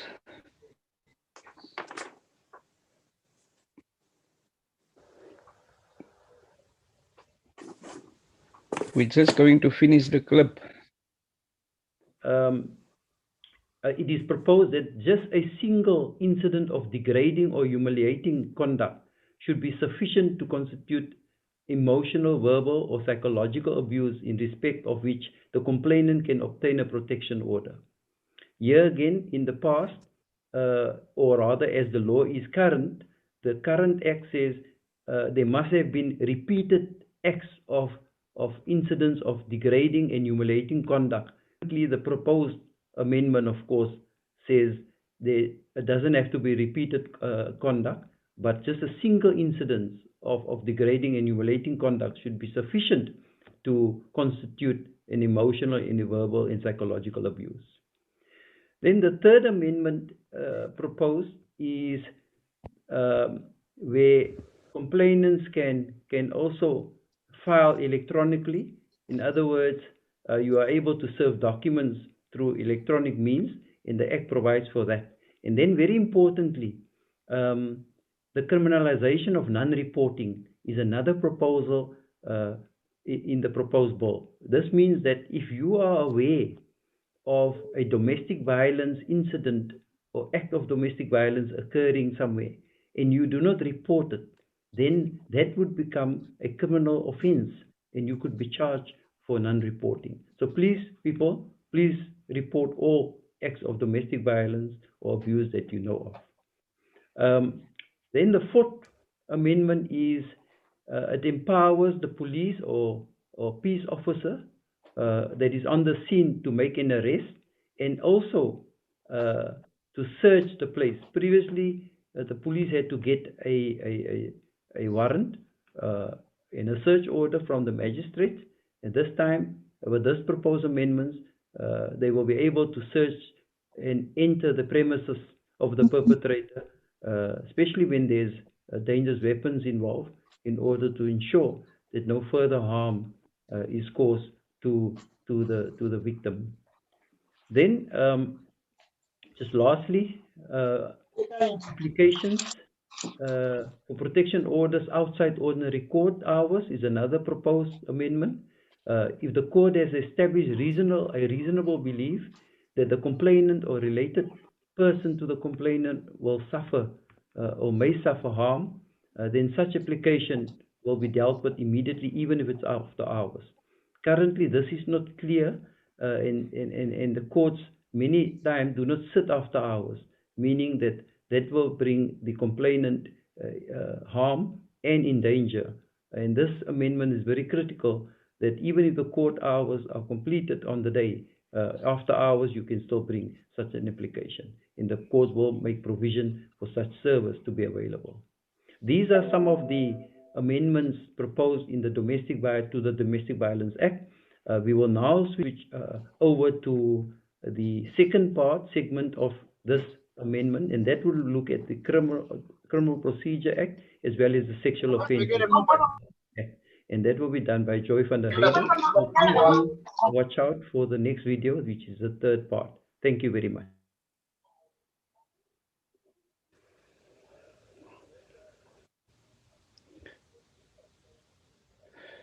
Good evening, comrades. I want to welcome all present. We have some real good reflections and input, as well as responses from security cluster ministers. Thank you, comrades. We now will listen to our Commander-in-Chief, Comrade Cyril Matamela Ramaphosa. The President has taken it upon himself to lead the charge on this matter, springing on men and boys from all sectors of society, all communities, all ages to take a stand and to do the right thing every day, wherever they find themselves. Comrade President, you can take the floor. Thank you.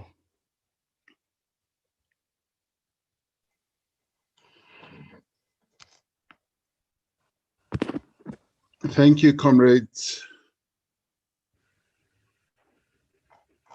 I welcome this opportunity and greet all the leaders of our movement and leaders of various formations that are part of this dialogue tonight. I especially want to greet Comrade Zamani, the chair of our movement in the Northern Cape, who has facilitated this, as well as Comrade Lerumo, the chair of our interim structure in the Western Cape, and indeed comrades in various other structures of our movement, and also for the organizing department at Luthuli House, and Comrade Phoebe and them, and comrades in the league and the organizing department, for making this very important discussion and dialogue possible. I really welcome this because this dialogue adds to the tremendous heightening of consciousness that is now underway in our land on the issue of gender-based violence and femicide. And I want to pay tribute to the women of our country for having taken up this struggle most forcefully, with great commitment, suffering, and foresight. But I also want to join some of the speakers, and I think all men should be able to do so, to apologize to the women of our country for what we men continue to do to them and against them. I've addressed this issue of gender-based violence and femicide on a number of occasions. And we even held a joint session of Parliament. But during this course of fighting the scourge of COVID-19, we characterized it also as a pandemic. And indeed, it is a pandemic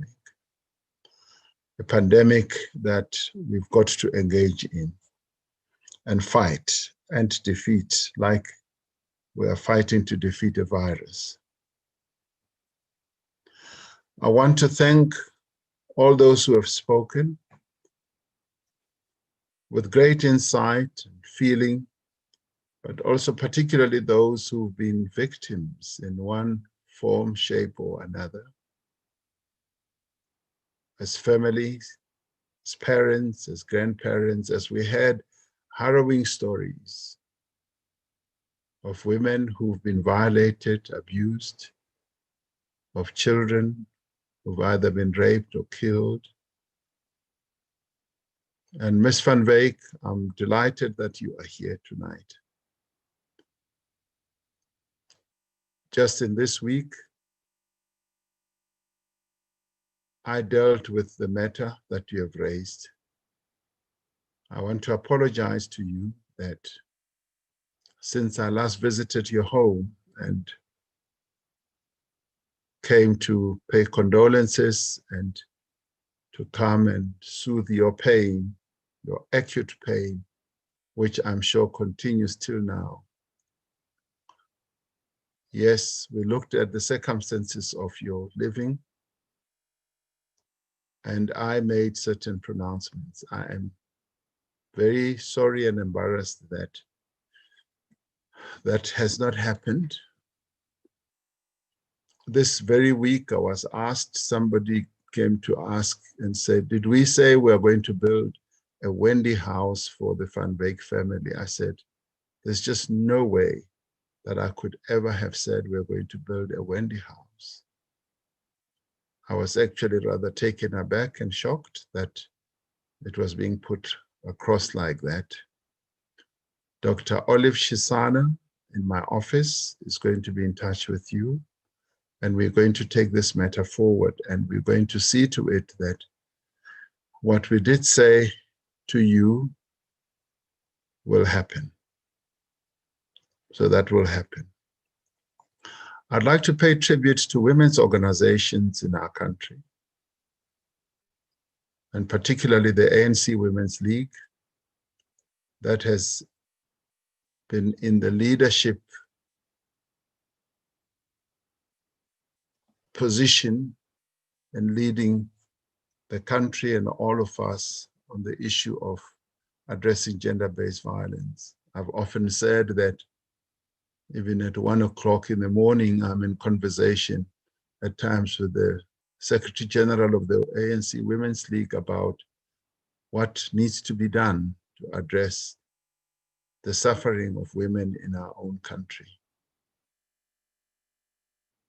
The National Executive Committee of the African National Congress at its last meeting, recent meeting, decided that the ANC, apart from leading the fight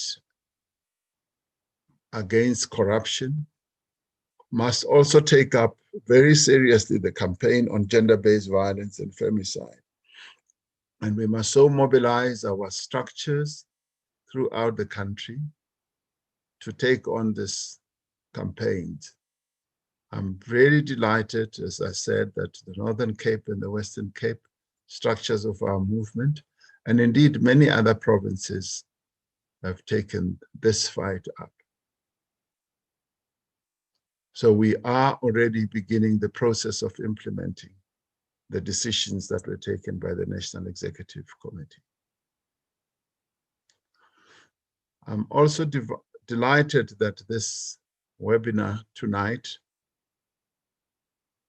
includes such a diverse grouping of South Africans, sports people, music artists, lawyers, social workers, academics, and business people, tavern owners, you name it. You are all here tonight. And you've been here from 6 o'clock until now. This, to me, is one of the great joys of being a South African, because when we do get engaged in issues that affect the nation, we do so collectively with a great deal of enthusiasm. It was just purely a joy to listen to a tavern owner saying this is what they are doing. They're putting technological monitoring systems in the tavern, in the shebeen, to look at people who may want to molest and harm women. And to listen to sports people, Bavuma, my favorite cricketer, talking about being prepared to do a whole number of things. So we've got a nation that is getting primed more and more to do work. We've got academics, we've got social workers, we've got ordinary people, we've got grandparents and parents and mothers and so on. We're all suffering through this pandemic, and our suffering must lead to action. We've got people in the LGBTQ+ community who are also part of this. So we are involved in a national campaign, and let's embrace it. And I often said we must also not lose this COVID moment, that much as it is terrible and it's leading to the loss of so many lives, also has a silver lining in that it is getting us to act in ways that we never envisaged under normal conditions.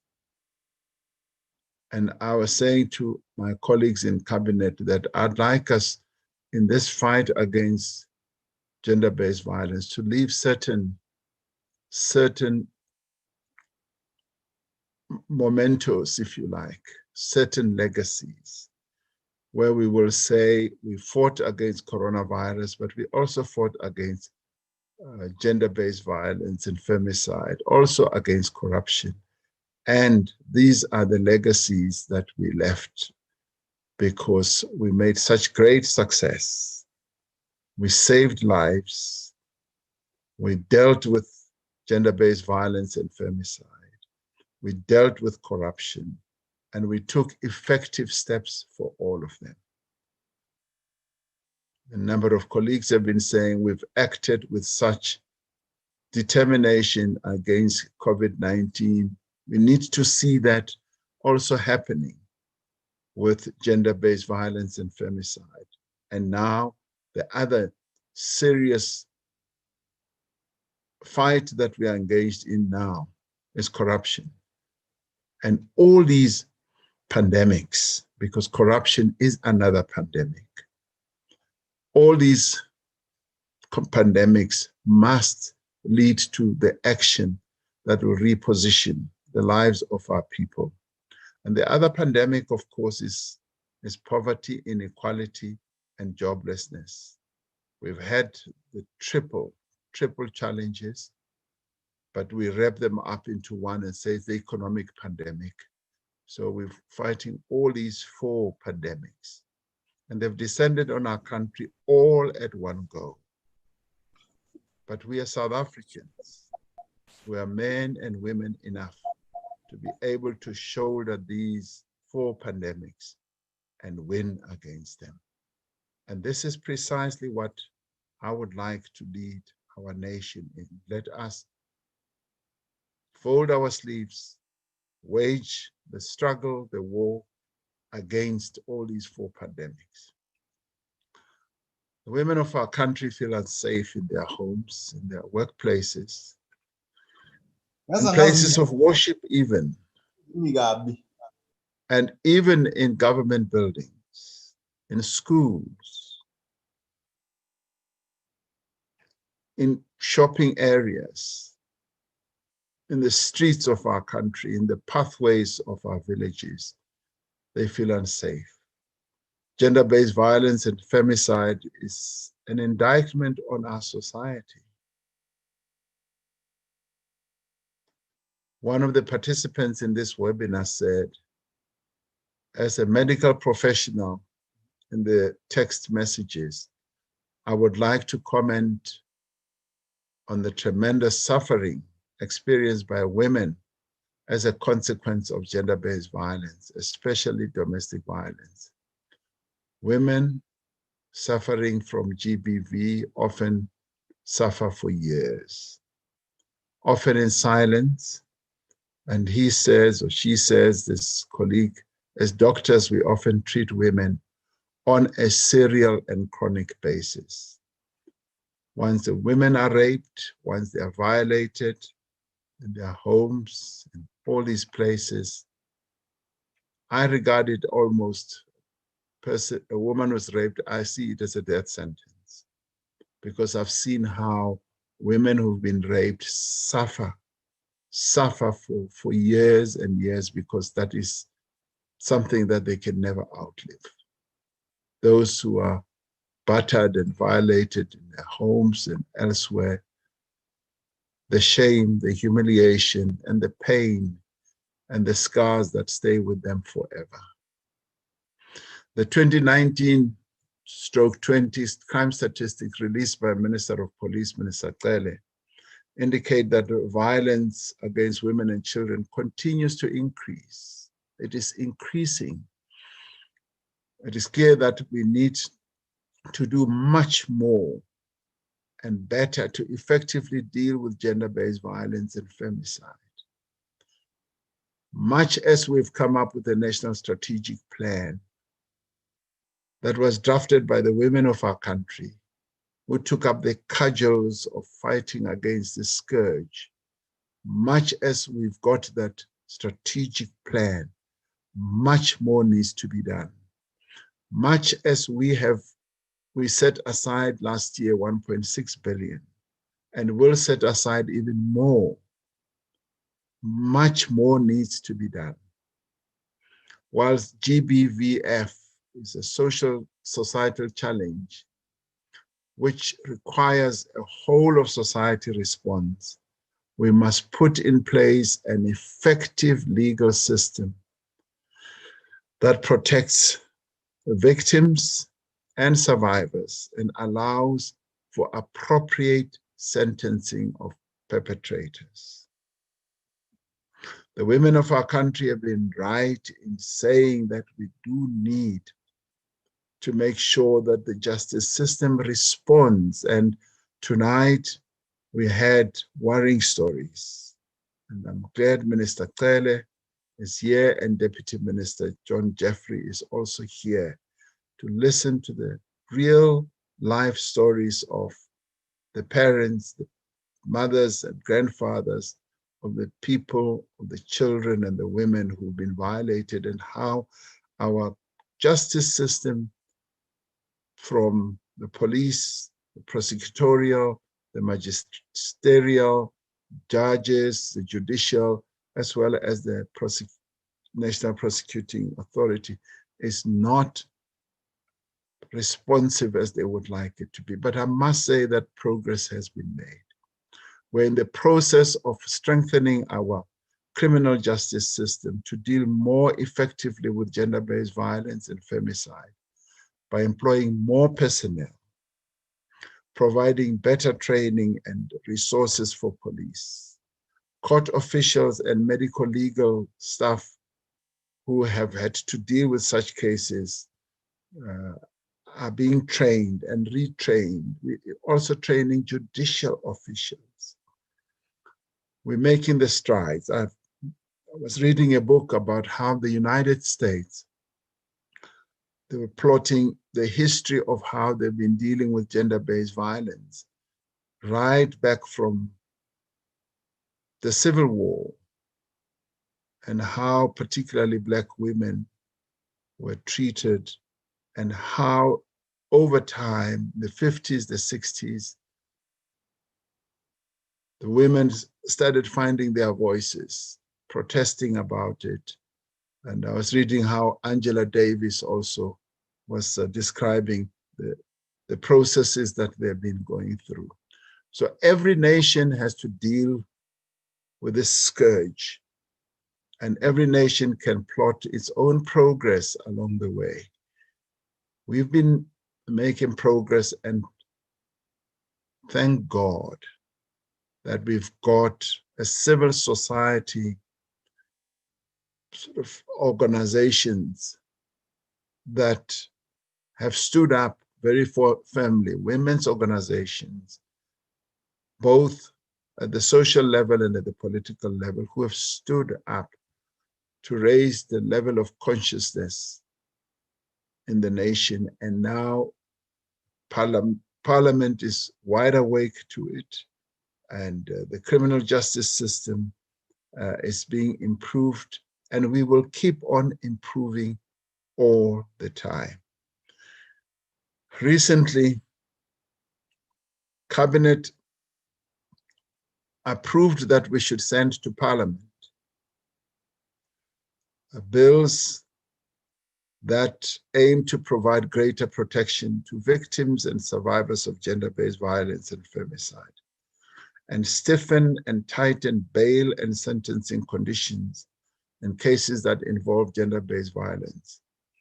And I'd like to honor and Comrade Hisham for the incredible work, our late comrade who passed away so suddenly, and so, and we were just robbed of a comrade who had dedicated his life, the life that he spent in defense of the poor, but especially women, but more particularly his work in Parliament, advancing the interests of women and being particularly involved in the laws that were now introduced by Cabinet in Parliament recently.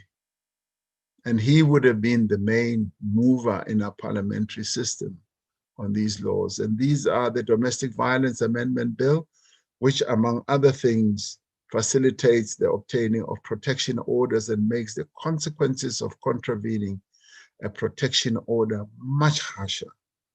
The Criminal Law, which is the Sexual Offences and Related Matters Bill, and the Criminal and Related Matters Amendment Bill aim, amongst other things, to tighten bail conditions for alleged perpetrators and provide for harsher minimum sentences. Now, this is in response to some of the shocking sentences and the releasing of people who have raped our children, our young women, and our sisters, our mothers and grandmothers, where communities see them, they get arrested and then they get released and they are seen again, and some of them go back and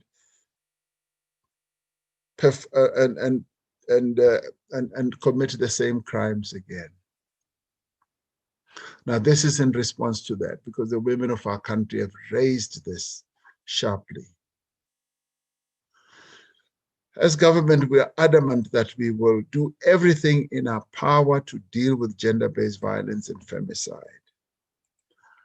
And we don't know it all. And that is why it's important that we continue to have dialogues like this, that we continue to interact with each other in the way that we are tonight, so that we learn from each other's wisdom. And I'm glad to see that this session was being recorded, and the text messages that have been passed on are going to be recorded, and there'll be a declaration after this. We must continue to do this. The criminal justice system still needs a lot of work to be responsive to the cries and the challenges that our people face. And what we heard tonight speaks precisely to that. And then there are wonderful suggestions that have been made. One of my sisters tonight said, there's the needs, and there is merit in this. She said, there's a need for restorative justice programs, because perpetrators and victims both need healing and they need a number of interventions. And we need to look at that, and we need to get government to embrace that, and I'd like to see that happening. Someone posted a message in the webinar message section that the president, Mr. President, you must address reports and allegations of police brutality, and in particular the killing of children as a result of police action amongst community protests. You're absolutely right. We had a meeting with religious leaders just a day or two ago, and the same issue was raised.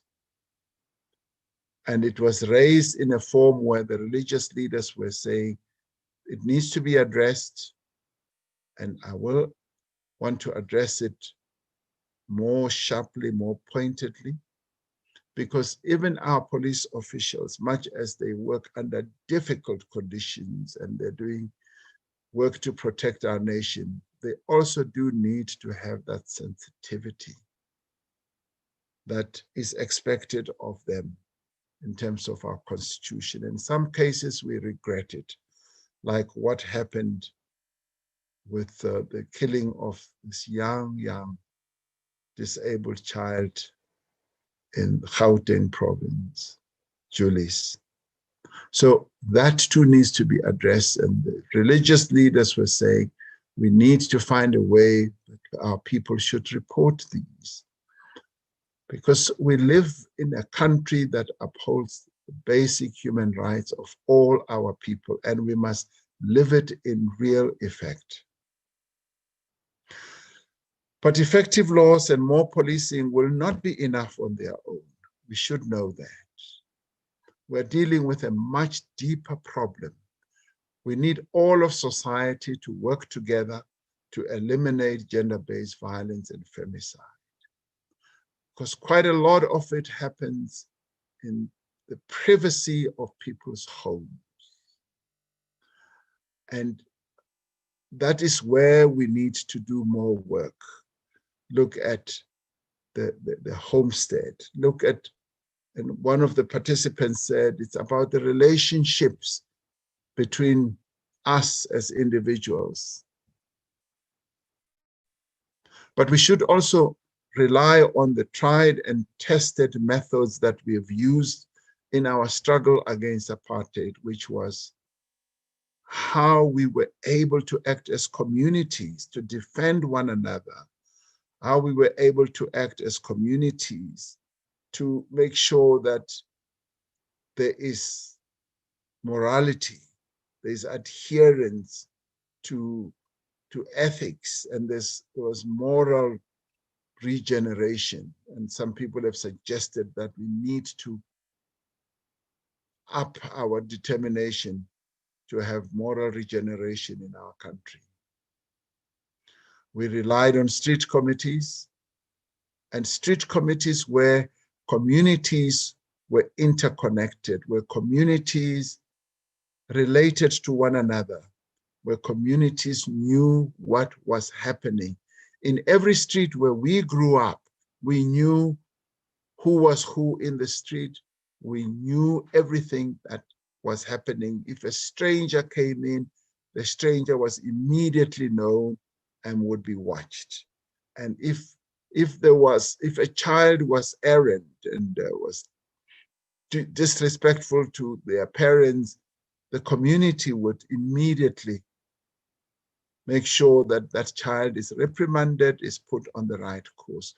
We are losing, and we have lost that. And we need to go back to that as we fight the scourge. And it is for this reason that I've been talking about we must have coronavirus forums in our communities. And these forums must also have to be forums that will deal with gender-based violence.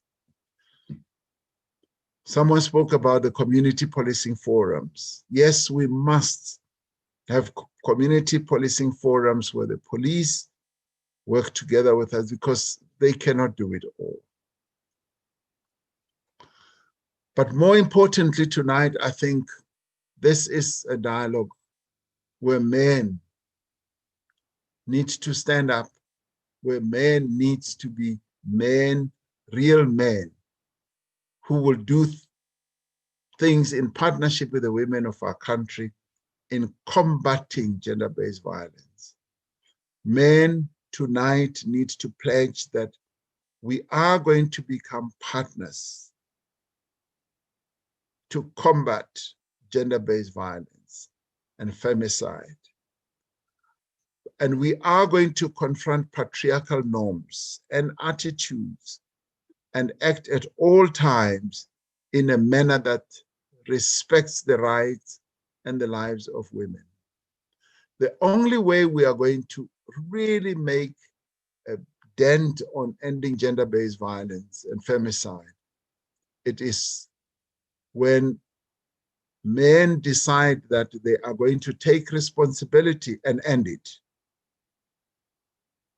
And it is not going to end of its own volition.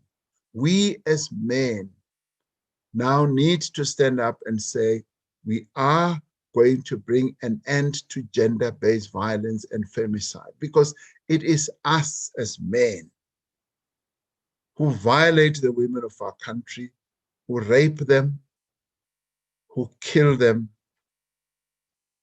and who abuse them. We abuse them physically, we abuse them economically, we abuse them verbally, we abuse them by using this toxic power that we have. It is us who must now take responsibility. But we must do so acting in partnership with the women of our country. And I believe that men will respond to other men in a way that they will not respond to women. We now must take it up as men, and we must be the ones as men to talk to other men. We need to engage, yes, our communities and structures in campaigns to change the minds of citizens or society and stamp out the behavior that treat women as inferior and as property, as Minister Cele was saying. And silence about gender-based violence is one of the greatest factors that enable this crime. And as I was saying, what happens in societies is often known. We often know what's happening, and we keep quiet. All too often we know our comrade, our friend, our relative is a perpetrator, but we keep silent. No longer should we be silent. We must call out perpetrators without any fear or favor. And as men, we must now be saying to other men that if you do, my friend, my brother, my colleague, just I want you to know that I am going to have to speak out against you. And in fact, if you do harm a woman, I want you to know that I am actually going to physically take you to the police and have you reported. And that should be like the code of conduct amongst us, that my friend, best friend or otherwise, my colleague, even my boss, if you do it, I, as a South African responsible man, this is what I am going to do. And tonight, it is the ANC that I call on to lead this campaign against gender-based violence and femicide. But we must also do it in a principled way, where we relate to one of the strategic objectives of our national democratic revolution, which dictates that we must build a non-sexist society. And we must stop looking at it in a formalistic way only. Building a non-sexist society is not only about representation of women in various positions. It is about that and much more. It is about how we treat the women of South Africa. That is what a non-sexist society means. That is what the respect for women in our country should mean.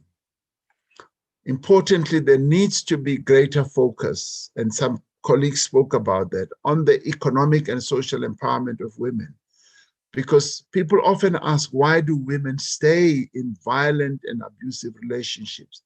They stay because the relationship, the power and economic relationships are not equal. And we therefore need to focus on the empowerment of women of our country, ensuring that they get a greater stake in the economy and assume a more equal place in the world of work. This is necessary not only for gender equality, but also to empower the women of our country to be more easily, to extricate themselves easily from abusive situations.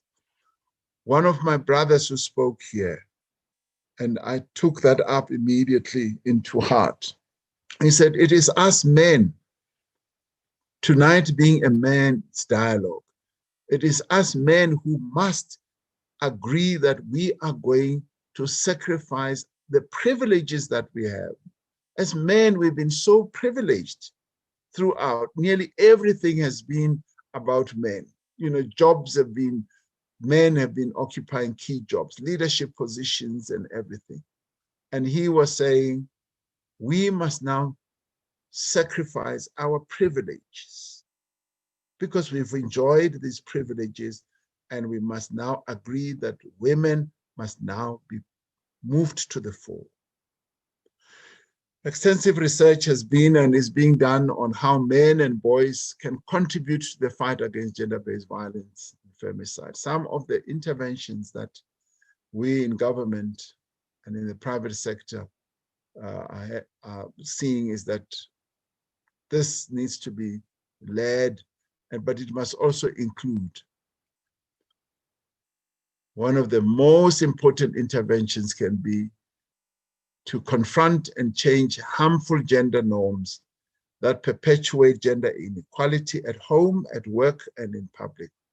We must be consistent in our message that women and girls are equal to men and boys.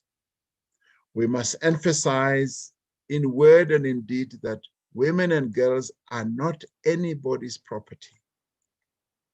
And it is in this regard that today men must say, we are going to advance the interests of women. But advancing the interests of women should not mean that we are neglecting the boys. We must also, another intervention, create funding and scaling up programs that establish zero tolerance for gender-based violence. That means implementing these programs in workplaces, online, and confronting all forms of gender-based violence and femicide wherever we encounter them. We must also work with educators and others who provide social services on the impact of violence on the development of children and provide support for children who witness and experience violence at home. And I'd also like to see courses, the change of our curriculum that must include gender studies. It must include gender studies for boys and for girls, where boys from a young age, as Comrade Manana was saying, from a young age must be taught how to be real boys and real men, to have the respect for women and not be abusive towards women. And they must be taught to stop this nonsense that we were fed with, that boys don't cry. It would be like tigers don't cry, boys don't cry. Because it is when you numb that, when you kill that, that you actually contribute to boys not having feelings and acting callously against the women of our country. The other intervention is that we must be positive and reinforce the message that women and girls enjoy equal protection under the Constitution and in the laws of our country. We must confront toxic masculinity and consistently check our own impulses to subconsciously reinforce patriarchal attitudes, such as the impulse to assign gender importance to male voices and opinions, precisely what Manana was saying. It must be us men who talk about patriarchy. We've left this task to women. They are the ones who protest against patriarchy, who talk against patriarchy. We must be the one who say, this is patriarchal, and patriarchy must fall. We are the ones who must be agitating for the rights of women.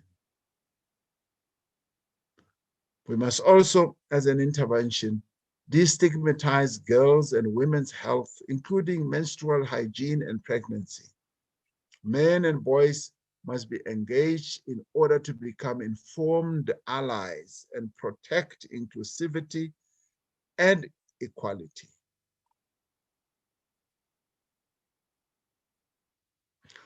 I had wonderful proposals about how we should go about launching campaigns publicly, much more publicly, in a much more innovative, technologically advanced way. The public broadcaster, someone said, and media must be engaged and they must get involved in this. I was pleased to hear that the traditional leaders must not be left behind. They have a role to play in all this. Men must become more active in households and contribute equally to care work. In this way, we become examples for young boys and work against oppressive gender stereotypes. When boys see fathers and older males more actively involved in all manner of work, including domestic care work and so forth, they are more likely to contribute to such work. When young men get to see adult males, they are role models who are doing this type of work. I think that not only does the message kind of have a deeper resonance with them when they hear it from a male and see what a male is doing, but it also gives them a different perspective about their own, what their own future can be. Another intervention is that government must establish policies and practices that encourage men to be full partners in the care work through parental leave. Employers must have policies and practices that recognize the equal parenting responsibility of men. We must educate fathers on the benefit of taking full paternity leave, as this can aid in bolstering children's development. Fathers must be able, yes, to spend time with their boys, with the boys. This can also contribute to gender equality in a number of ways. And of course, the other area, which was also raised in the course of the inputs here, I think it was colleague Jones who said so, the issue of pay, the equal pay for work of equal value needs to be something that we look at and in fact even move towards legislating for. Because women are still paid less than their male counterparts in nearly all jobs, and this must be brought to an end. And I've raised this and I've charged my colleagues to look closely at this so that we can begin to do the type of thing we did with the national minimum wage and raise a massive campaign in the country. Because the women of our country are not valued, they are devalued. They do work and unpaid work for that matter, and we don't value them. We must enforce accountability for pay equity, provide fair compensation for care work, and create transparent systems to ensure non-discrimination in recruitment, in hiring and retention.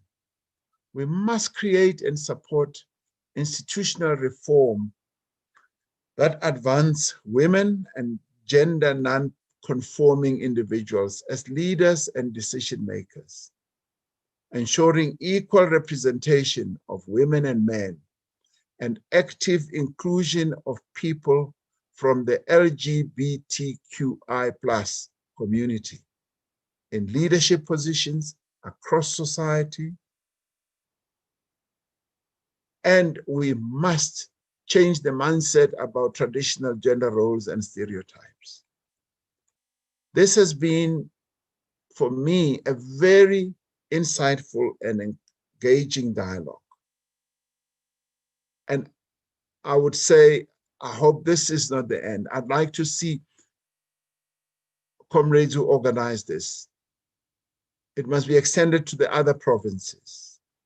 I'd like to see it in Gauteng, full-blown, KZN, Free State, and all the provinces, Limpopo, because it is through this. Tonight, we've got almost 250 people participating, but we must have up to 1,000 and more participating, and it's easy to have a webinar which will include so many people so that this message spreads. In the United States, that's their evolution about dealing with gender-based violence started off, as I was saying, since their civil war. And it went right through into the 70s, the 80s, and it is now at another level, but they still need more to do more work. And we can plot our own progress through the decades. But this must be the year in which we really move the envelope, and we really make strides to achieve that one great objective that is set out in our national democratic revolution, to have a non-sexist South Africa. It is a process, but we must achieve it, and we must seek to achieve it in our lifetime.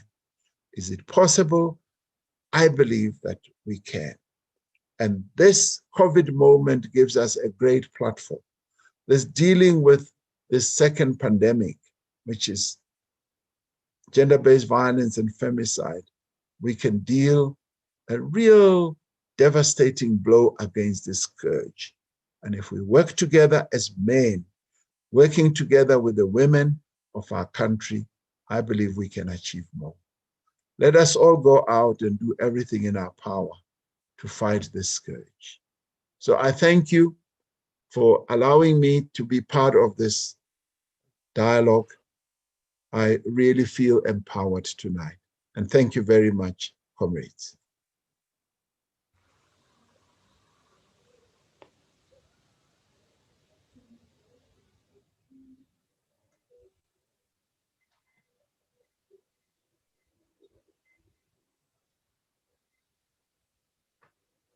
Thank you.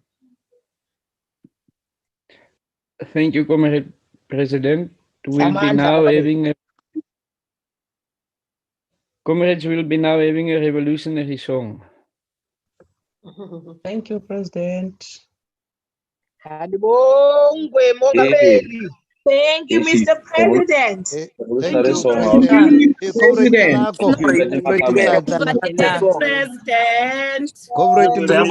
Thank you, Mr. President. Thank you so much.